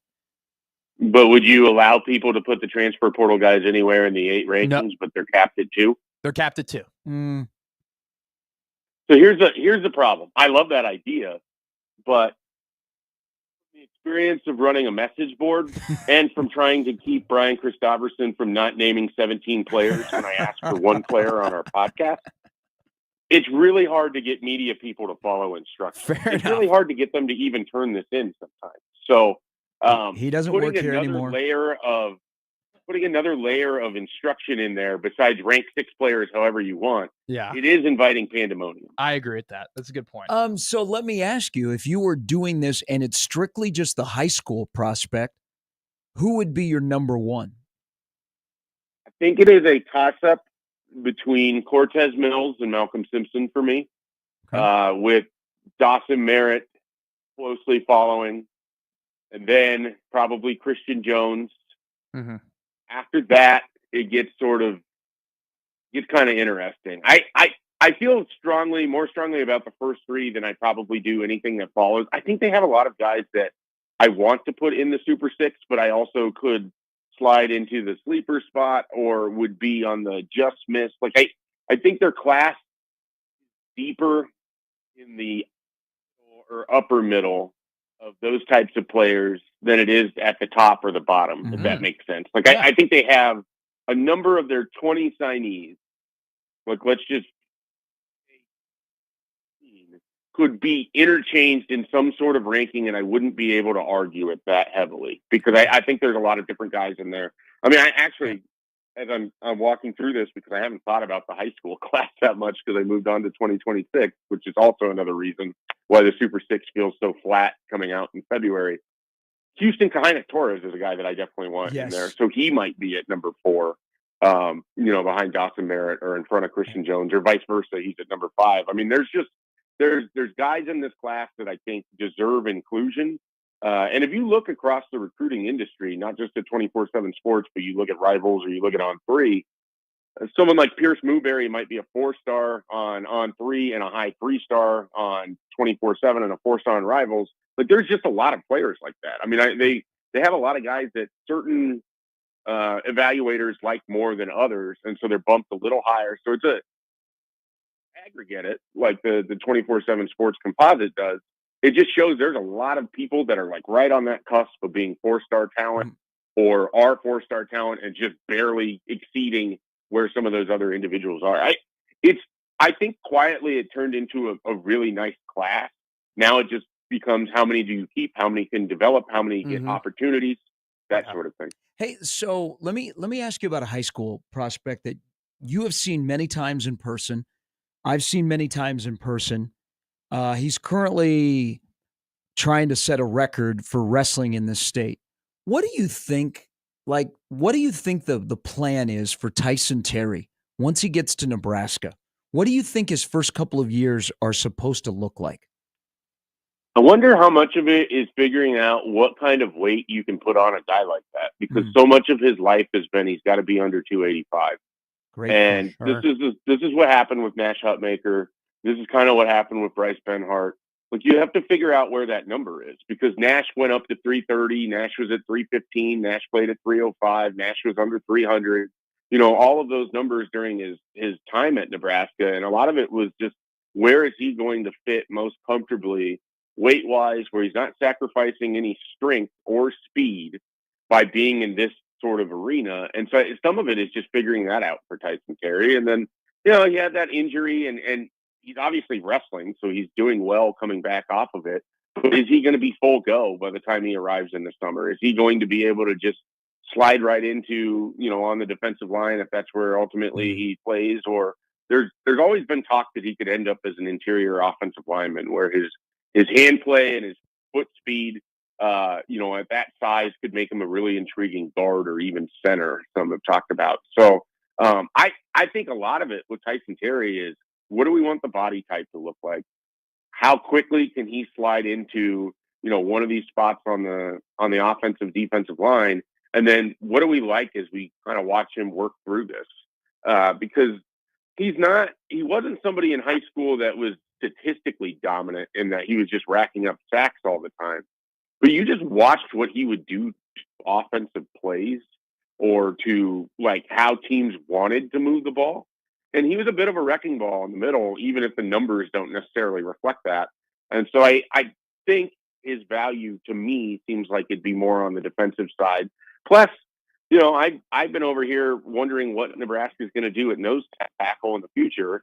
Could Tyson Terry develop into that? Does he have the ability? I don't know that he's going to get a lot bigger, but can he be the kind of guy that effectively his job is to eat offensive linemen on every play? Can he be that kind of guy? I mean, he has that sort of work ethic, and we know he has the kind of hand control and footwork from wrestling to be dangerous in that scenario. So I think he's one of those really intriguing. We're not really going to know what he is until probably a year or so into his time. And that's when the body and everything is going to come together, because the fall sport to wrestling, I don't think we give these guys enough credit, how they have to maintain their body to be able to do that. Yep. And they're playing at the high school level less than they will at the college level. Sure. Hey, so one guy that wasn't in your Super Six, but is a 24/7 four-star composite prospect is TJ Lateef. Do you think that Lateef is just getting overlooked because Nebraska is so solid at the quarterback position with Dylan Raiola? I don't necessarily think that. I think TJ Lateef kind of falls in that bucket where a lot of quarterbacks tend to.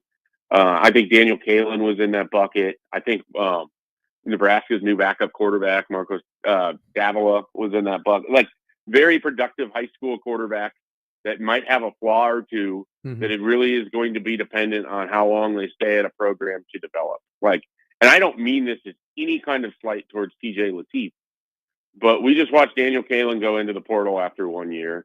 If I had to bet, I'm not betting like savings that TJ Lateef is here for multiple years, because quarterbacks don't stay players for very long. Yeah. So if he gets here and he doesn't think that there's a great opportunity, you know, to reach the field in 2 years, or maybe he doesn't like the system under Dana Holgerson, or maybe it's not a good fit with Glenn Thomas, or what have you. And I'm just, and again, this is all speculative and hypothetical. I'm not saying this is what's going to happen with TJ Lateef, but I think you'd have some real blinders on if you aren't saying, okay, quarterbacks don't stay at the same school for very long anymore.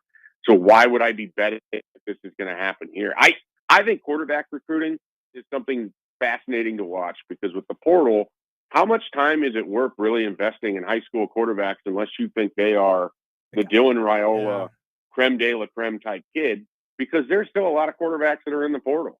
there's a lot of shopping that can be done with quarterback recruiting. And do you need to invest as much time in the high school level at quarterback when it's prevalent throughout the portal? I think what we're going to see with high school recruiting is this sort of blend of, hey, I don't know if I need to invest in wide receivers that much because look at all of them that are in the portal every year. Defensive back, same thing. Like what we're going to see at the high school level is how do you blend college portal shopping with recruiting? Because if you don't have to invest as much time at a position, you can put more time and effort on offensive line or defensive line, which I think need to be the paramount positions coming out of your high school recruiting going forward. And if you look at what Matt Rule's been doing lately, I think that they think the closer you are to the line of scrimmage, the more valuable you are in terms of their high school recruiting. Hey, what were your thoughts? And Rule adjusted it. He went from 53 to 57. So we go 57, 53, 10. What were your thoughts on his mindset on how he's going to break down this roster of 105 on who fits into the first group, second group, and then that last 10? Yeah, I mean, it's going to be really interesting. And then is it going to be a personal slight to guys that find themselves on the 53 that, is more the development track and less expected to be able to help? Is that a continuously shift throughout the season? Yeah. Did a guy like Donovan Jones start on the 53, but then he could end up on the 57? I mean, these are hypothetical scenarios because it's not like they're – I would love if Nebraska's if Keith Mann every week is releasing the 57 names. If we were getting that instead of the depth chart, can you imagine the debate and the conversation every week that would happen on Monday morning at about 10:02 a.m. So I am fascinated how that is going to work, because I think that idea has been in practice for a while. It just hasn't necessarily been spoken out loud. But I mean, how much movement will there be from one of those spots to another? And then once injuries take shape, how does that affect who your core 57 would be versus your 53? And then how are you making sure that the 53 are getting everything that they need while the 57 are prepared every week to go do battle? Because the only thing that really matters is whether you walk out on Saturday victorious or not. What's your take on this alternated spring game? Could be practice, could be about the fact they don't have numbers, but Rule went on a pretty good rant about, tampering and whatnot. Just what's your general take about this kind of shift in ideology when it comes to the spring? I am someone who feels like you have to be able to adapt in college athletics. I don't know that it's worth looking back and being wistful about the spring days of yore. Sure. I don't know that it makes sense to put your, feet in the mud and just, attach yourself to the earth and never want to move off of it. I mean, the spring game is stale. I don't know who would argue that at this point. There's not an exciting product that's coming onto your television if you're at home watching the spring game. You're watching it out of reverence for Nebraska football or because it's what you've always done or all of these different things, but you're unlikely taking anything away from it. I know this because I'm sitting there in the stadium thinking the same thing. And more often than not, we end up going down different paths that have nothing to do with the season that's ahead, just coming out of the spring game. I think it's an opportunity to adjust. It's an opportunity to shift, an opportunity for the creative people in Nebraska's marketing and branding and athletic department to come through and come up with some ideas. It's an opportunity for Matt Rule to get creative. How can Nebraska football be different than everybody else in the country? That's where Nebraska football separated itself. When we talk about the glory days, we talk about the strength and conditioning and the facilities, and they were on the cutting edge of innovation. When's the last time Nebraska football was innovative? Truly. I mean, so this is an opportunity. Don't look at it as, the history and the prestige and the tradition are gone. Look at it as an opportunity to set something new, to set yourself different, to do something unique, to put your name on something that no one else is doing. That's how I think Nebraska should view it. I understand fans are going to be upset by this. I understand that people are going to go to their corners of football's not physical anymore, and we're coddling athletes and blah, blah, blah, blah, blah. I just think you have to accept that times have changed. This isn't 2005. It isn't 1995. It's not 1985. It's not even 2015. So embrace the fact that things are different in 2025, and let's see what Nebraska is able to come up with. Super Bowl on Sunday at Pinnacle Bank Arena. Are you back in on Nebraska basketball? I mean, I don't know that I was ever out. Okay. That, I mean, I wasn't firing Fred Hoiberg and setting up our hot boy or over here at Husker 24/7. But like I said, and I feel like we've talked about this on Fridays here recently. Nebraska, outside of the Purdue and Wisconsin game, when they were in that 6-game losing streak, you're losing by 3 points. You're losing by, it's not like they were getting blown out. They were, I think they are this. They are an average to an above average team that when things don't go in a certain way, it can be very difficult for them to finish games or to win games. And right now, you have Bryce Williams as one of the hottest players in the country off of this 3-game stretch. He looked incredible in the second half against Washington. The confidence that he had knocking down some of those 3-pointers was fantastic. You hope that carries over. Huge game against Ohio State. You get 2 against them. You just need to split it. So if you can grab the win here at home, you set yourself up really nicely. There's 5 games left in February. If you can go 3-2, you're in a great, great spot going into the month of March where you have another 3 games. I mean, I just think Fred Hoiberg deserves a lot of credit for keeping this team focused and moving forward. And he's done this every year where there's this blip and then he gets them to play well in February. And I think he deserves more credit than he gets. And there's a lot of kind of scorn of, he doesn't know how to build a roster. And I thought this guy could get shooters. And here we are talking about a team that metrics wise, if they just go 4-4 over the next 8 games, they are squarely on the bubble, which is any Nebraska ball fan's dream, given the history of this program and how rare it is that they've been on the bubble. So I think that Fred Hoiberg deserves more credit than he gets. That's my answer to a question that wasn't asked. No, he pushed the button when things looked like they were going south. He pushed the button, and they've responded for 3 straight games. So he deserves a lot of credit for that. We'll get you out on this: Kansas City or Philadelphia? I'll take Kansas City. I just don't believe that the Eagles are. I just don't think they're as good. I don't think the NFC is as good as the AFC. I'm going to stick with the conference where I think there's the 3 best teams to me were in the AFC by the time we got to the playoffs. And a lot of it comes down to, am I going to take Jalen Hurts against Steve Spagnuolo? I don't think so. Yeah, so give me the Chiefs, and I'll be miserable again while they win another game on a Hail Mary that doinks off of 7 helmets and lands safely in the hands of Worthy Noah Gray or Justin Watson, some random some random Juju. That's what we're waiting for, right? Like some kind of random finish in that Blake regard. Bell. But oh my God, Sky Moore's back. Yes, exactly. Sky Moore. Hey, no, that's Rashee Rice. They snuck him in off IR. How did that happen? God, the Chiefs are cheating again. Yeah, hey, they're always cheating. Shafe, have a great weekend. Thank you. All right, guys, have a good one. Gary, enjoy the call on Saturday. What a great slate of in-state college basketball in Nebraska this week. Awesome. It's going to be great. Thanks, Shafe. See you, Mike. See you guys. We have news involving somebody locally. Oh, you scare me when you say this involves you, Jimmy. Uh-oh.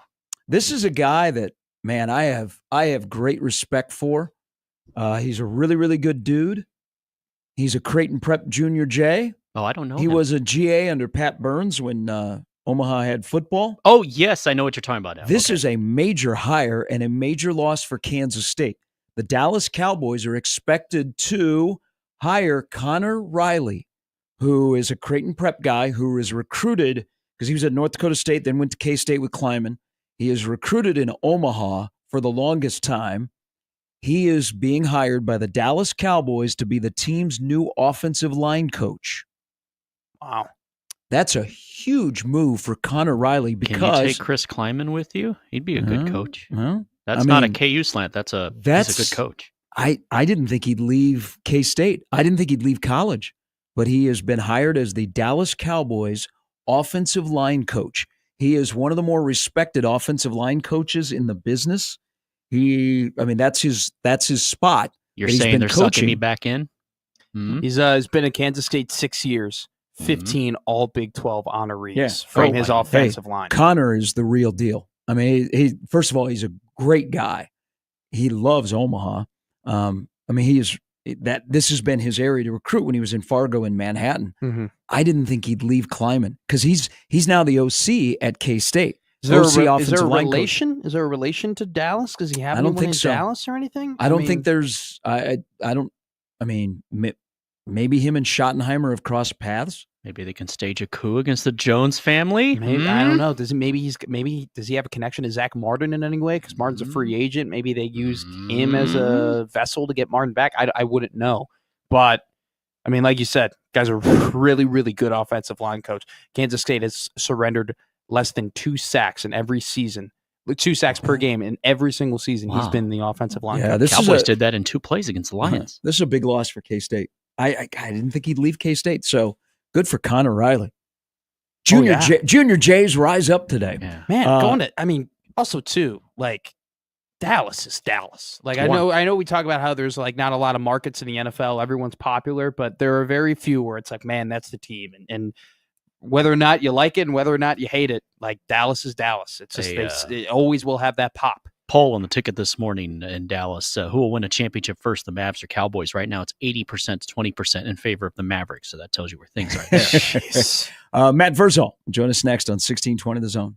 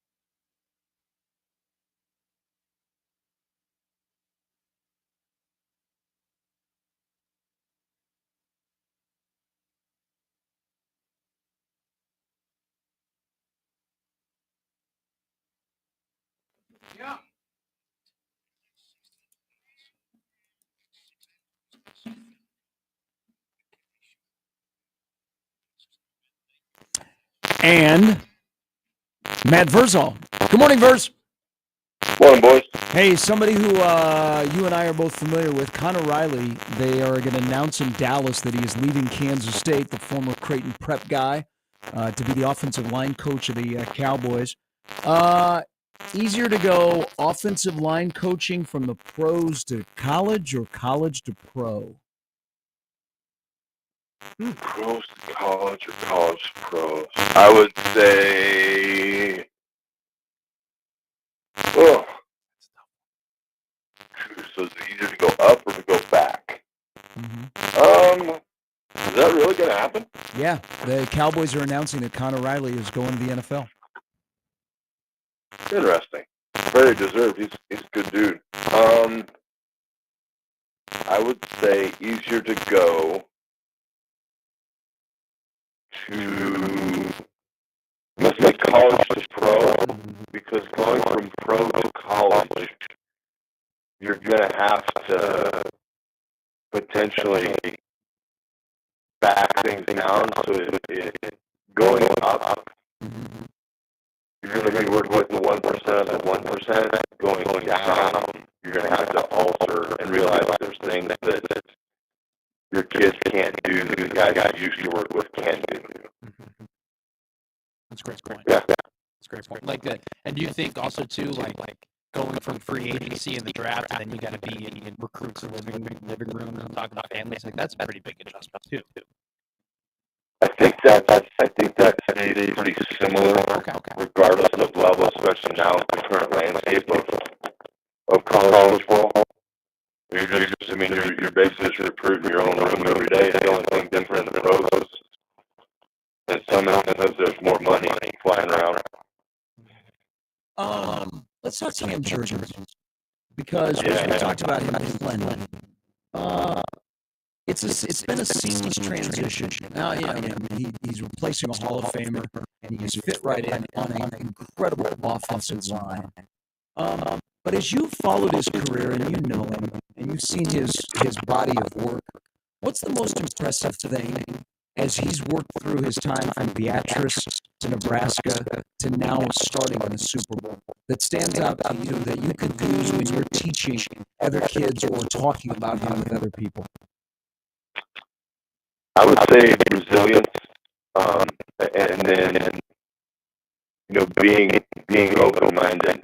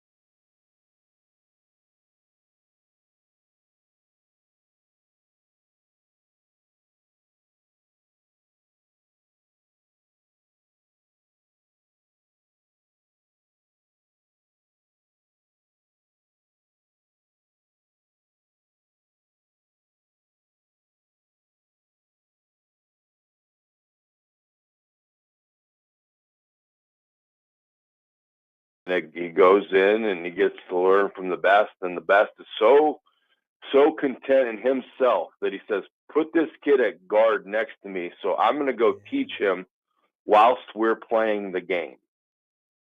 I'm going to teach him I'm going to make him make the calls in an NFL game. And then he goes through all of that, and now the stress or the strain of trying to take the baton and run is done because you were trained by the best. But he persevered through all of it. There's even the film when he got to Philly, right? And they got that Carter freak show that just bull rushed him for 5 yards. And everybody's like, oh, that Jurgens isn't going to work out. He's this, that, the third. And Carter even said, listen, man, I'm 320 pounds. Nobody's going to stop me. Not Cam Jurgens, not Kelsey, not nobody. He said, but I love going against Cam every day. He gives me everything he's got every day. He works hard with me in the weight room, da-da-da. So to be a selfless player and to persevere regardless of what situation you were around, like the way you were being coached in college, and you just go because you're a talented young man, and he deserves everything that he's going to get. He really does, because he just head down and work, and that's awesome.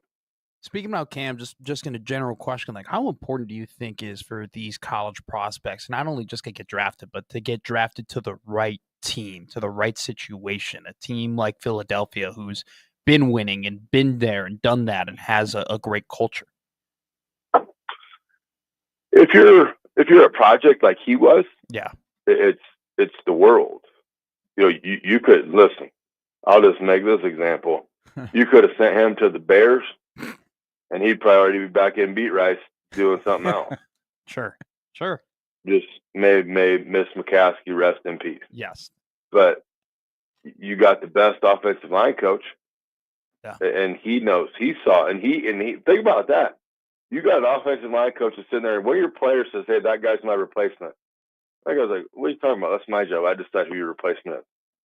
And he's like, "No, well, if you see it, let's get at this then." And so, I mean, what a great way an organization is run, that you can trust everybody in there and their opinion on things, even to replace yourself. It's selfless, and I mean, there's a reason why Philadelphia is on a run of having the best offensive line. They got a coach, and then they've got dudes. This comes from a listener last week. He was late getting this email in. He wanted us to ask you, are you going to pursue the Grand Island head coaching job? I know, especially in the current state of high school athletics, where mommy and daddy want to be real involved with coaches. I came from the Ken Fisher tree of football, and so I would gladly go back and help my alma mater. I would not have a very long tenure because the first ones that want to medal, their sons would pack their shite and they would be out the door. Love it. Because unless you're going to suit up and your eligibility is gone, we don't need no discussion. If Junior's got a problem, Junior can man up and come talk to me. And so that doesn't really play much anymore. The way I would probably, hopefully, and it's worked for me over all of my career in coaching, but at the end of every practice, every kid that leaves the practice knows why they are or why they are not playing and the things they have to do to fix that. So hopefully Grand Island starts to use their logical brain and stops trying to hire flash in the pans and gets back to a guy like Tomlin, who was there before, and gets a physical football coach and understands that sometimes you just need to make sure the people that you have there that are doing a good job are happy. Matt, let's just talk about the Super Bowl in general. Just what's your outlook on it? You know, what the matchups, Mahomes, Hurts. I mean, what do you think this game is going to come down to? Who are you rolling with? You know, I like it. It's a tough one because you haven't been on a team that was doing really well, and then everybody's wanting to pick you apart and wait to see you fail. Yeah. I in a very minor sense, kind of know what Kansas City's going through. Me personally, I like the style of football Philadelphia plays a little bit more. Mm-hmm. But Mahomes is a freak. I mean, and he just is. But if Philly can get it where it's ugly and it's trench and you want to put 8 in the box, great. We're still going to get it to Saquon, and I hope your cardio's up, because if we get near you in the fourth quarter, we're just going to start to smash you. So I probably won't bet the game itself. Oh, okay. I will just have some props in the. I featured. I had 5 futures before the season started, so I've got the final 2. Nice.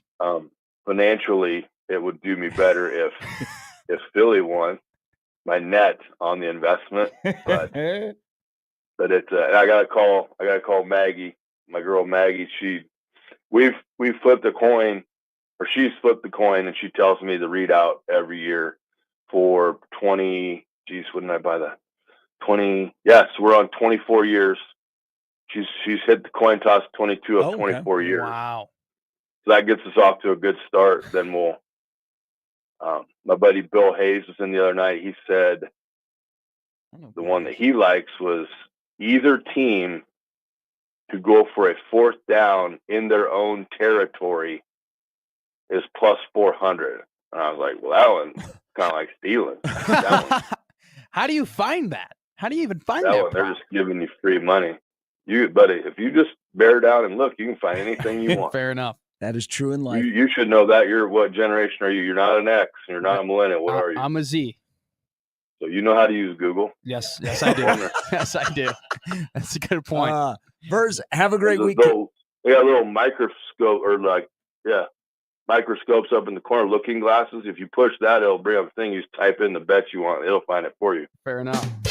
On all your gambling sites. Absolutely. Thank you, my friend. See you, boys. Have a good one. See you, Matt. That's Matt Versal. You can follow him on Twitter at Vers51. Stop by Paisans for Super Bowl Sunday. Oh, pizza. You know, Delicious. you know what that thing is, that little looking glass? You just put a little search in there. Yeah. I want pizza right now. Same. Mm-hmm. I want a nice half cheese, half pepperoni. Oh, I forgot we talked about What a this. waste. Half cheese, half pepperoni. What a waste. What a waste. I got pepperoni on it. But just the other half. It's cheese, man. Just throw it away. Cheese bread. It's pizza. Pizza. Go back to school. Pizza. I mean, you'd be irate if you went and just got a cheese Val's slice at PBA and it was 30% less. Skinny little sliver. All box. That's a scam, by the way. The fact that if they really are cutting that into 10 slices now as opposed to 8, I mean, they have to lower legally, they have to lower the price on that. Is there There's some a law. precedent Can out there? we get I some don't know the legislators? state Can laws we, here. can Oh, we good call luck. some legislators and just be like, hey, can we make the Val's law where if you are to make more slices in the big pie, the single slice must cost less? And while we're at it, I mean, that should be illegal. That's a crime. I mean, it's still crazy we got that email at 2 a.m. and that there was a whole Canva edited Exhibit A, Exhibit B from it. But it's one of the best things I've ever seen. Mm-hmm. When we come back, we'll give our thoughts on the Super Bowl. And maybe this is the opening song of halftime. I could think see it'd be a that. good bet. Mm-hmm. It's a good opener. Yeah. Because people will recognize it, like just, average fans. It comes out hot, too. You know, like you could do like a dramatic, like he's rising up from like the bottom, the lights are on him, and then here, bam, bam. I do believe Dr. Dre will be there. Psst, I see dead people. I see a prediction in our future of Super Bowl 59. All We'll right. either have a trifecta or we'll have the Eagles win and probably have Saquon Barkley wrap up one of the greatest running back seasons ever. That's coming up as we put a wrap on this show with Scary and Matt with Jimmy on 1620 The Zone.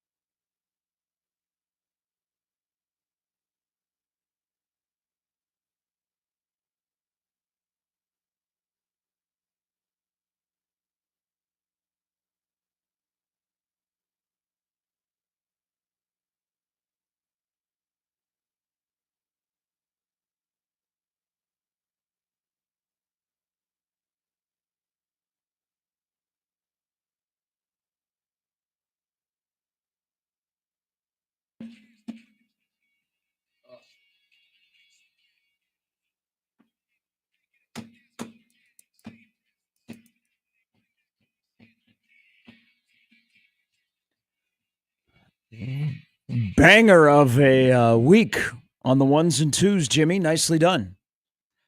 Just got sad here. It's our last football Friday, last end Feel of the good show. football Friday for a while. But you know what? We'll bring it back in the spring ahead of the. Oh, wait a minute. Pitchers and catchers soon. Yeah. I got to buy my MLB TV. It's one of the rare reasons that I'm still with T-Mobile. Oh, I'm with T-Mobile. Get it for free. Oh, yeah. Even I know that. Yeah.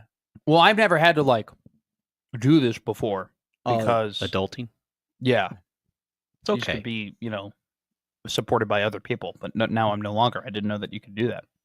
Yeah, you can. I'll explain it to you. I'd actually need the explanation walkthrough on how to get it because I need MLB TV. Quickly here before we give our Super Bowl picks, Sam McEwen sat down with Troy Dannon. Troy Dannon is making the rounds because he sat down with AK. Channel 7 has a, exclusive.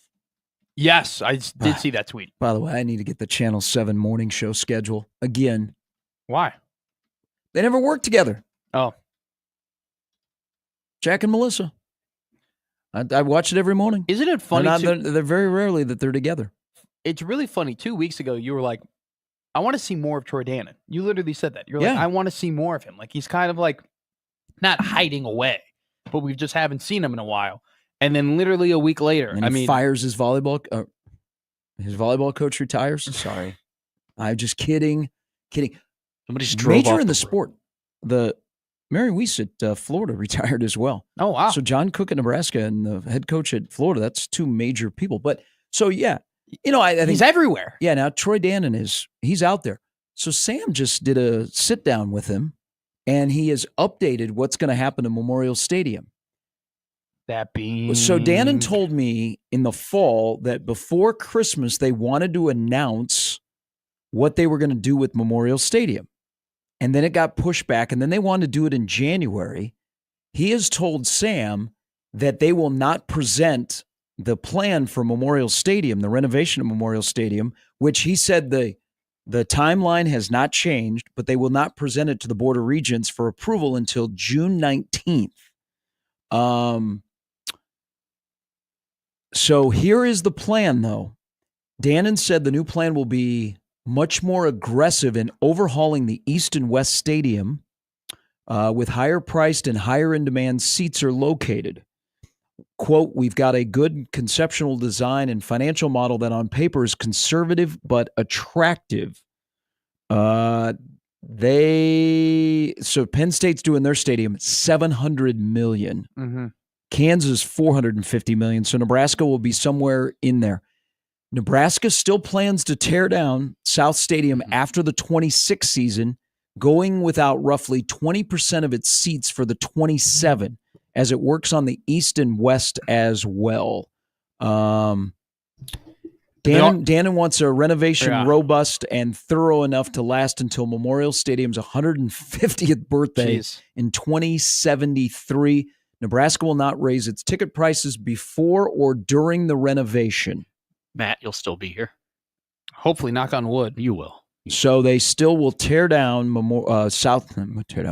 Oh, here's another tear one. down South Stadium after the 26th season. Sam writes in here, a new concessions contract with Aramark set for approval Friday will double end-use concession revenue next season, Dannon said. Wow. The ability of the stadium to generate revenue for the athletic department, it's the number one generator for every A4 athletic department, Dannon said. How about those pizza slices? Pete, different on Twitter. He's going back on a topic we had earlier. He's wondering, is Dylan Raiola the new Ed Foley? I hope not. Well, there's a nugget for the end of the show. To be fair, though, Dylan Raiola has done already a way better job than Ed Foley had done. If Dylan Raiola did a job similar high school relations? No, if Dylan Raiola did a job similar to Ed Foley on the field, he would be the worst quarterback in the college football. Well, yeah, he'd be old and slow. Pete offers a picture of Dylan and the West Side students taking a picture last night. What do you think about that? Taking a picture with students? No, Sam McEwen's article. Sometimes it can be and it being illegal. More. Well, Bill Belichick does it all the time, and he gets away with it. She's 24. What do you think about that? Them being more aggressive, They've got to. Yeah. I wish they'd just tear down Memorial Stadium and build a new one, but they can't because they don't have anywhere to go for a couple of years. Dang. Yeah. I mean, they need to redo it. They need to. I know there was a lot of panic and a little bit of hesitation for number one, those season ticket holders not having their seats for at least one season, maybe even 2 seasons. There was panic that they're lowering the seat amount, the seat capacity, so the tickets would go up. There was panic about just how different it was going to be. At the same time, though, you walk around that stadium, it's 100 years old. I want my 4 planks. That's all I want when they blow it up. But they're going to blow it up after the 26th season. Reason? They want a full house for Tennessee. So thankfully that game's not coming off the schedule. Good call. That's why. Don't tease me. Good call. All right. Super Bowl Sunday. Jimmy? I've thought long and hard about this, but we all know better. Like an Iraqi election, this is all set in stone. The Chiefs 27-23, but no referees or anything like that. They're just going to I'm taking Spags. Shafe said Spags versus Hurts. Yeah. 27-23. No controversy, just frustration because people are going to say, oh, but if they just had the ball back. No, the Chiefs will put it away. Travis Kelce will be your MVP because I like Lee's thinking on that. A little different. It'll be his show.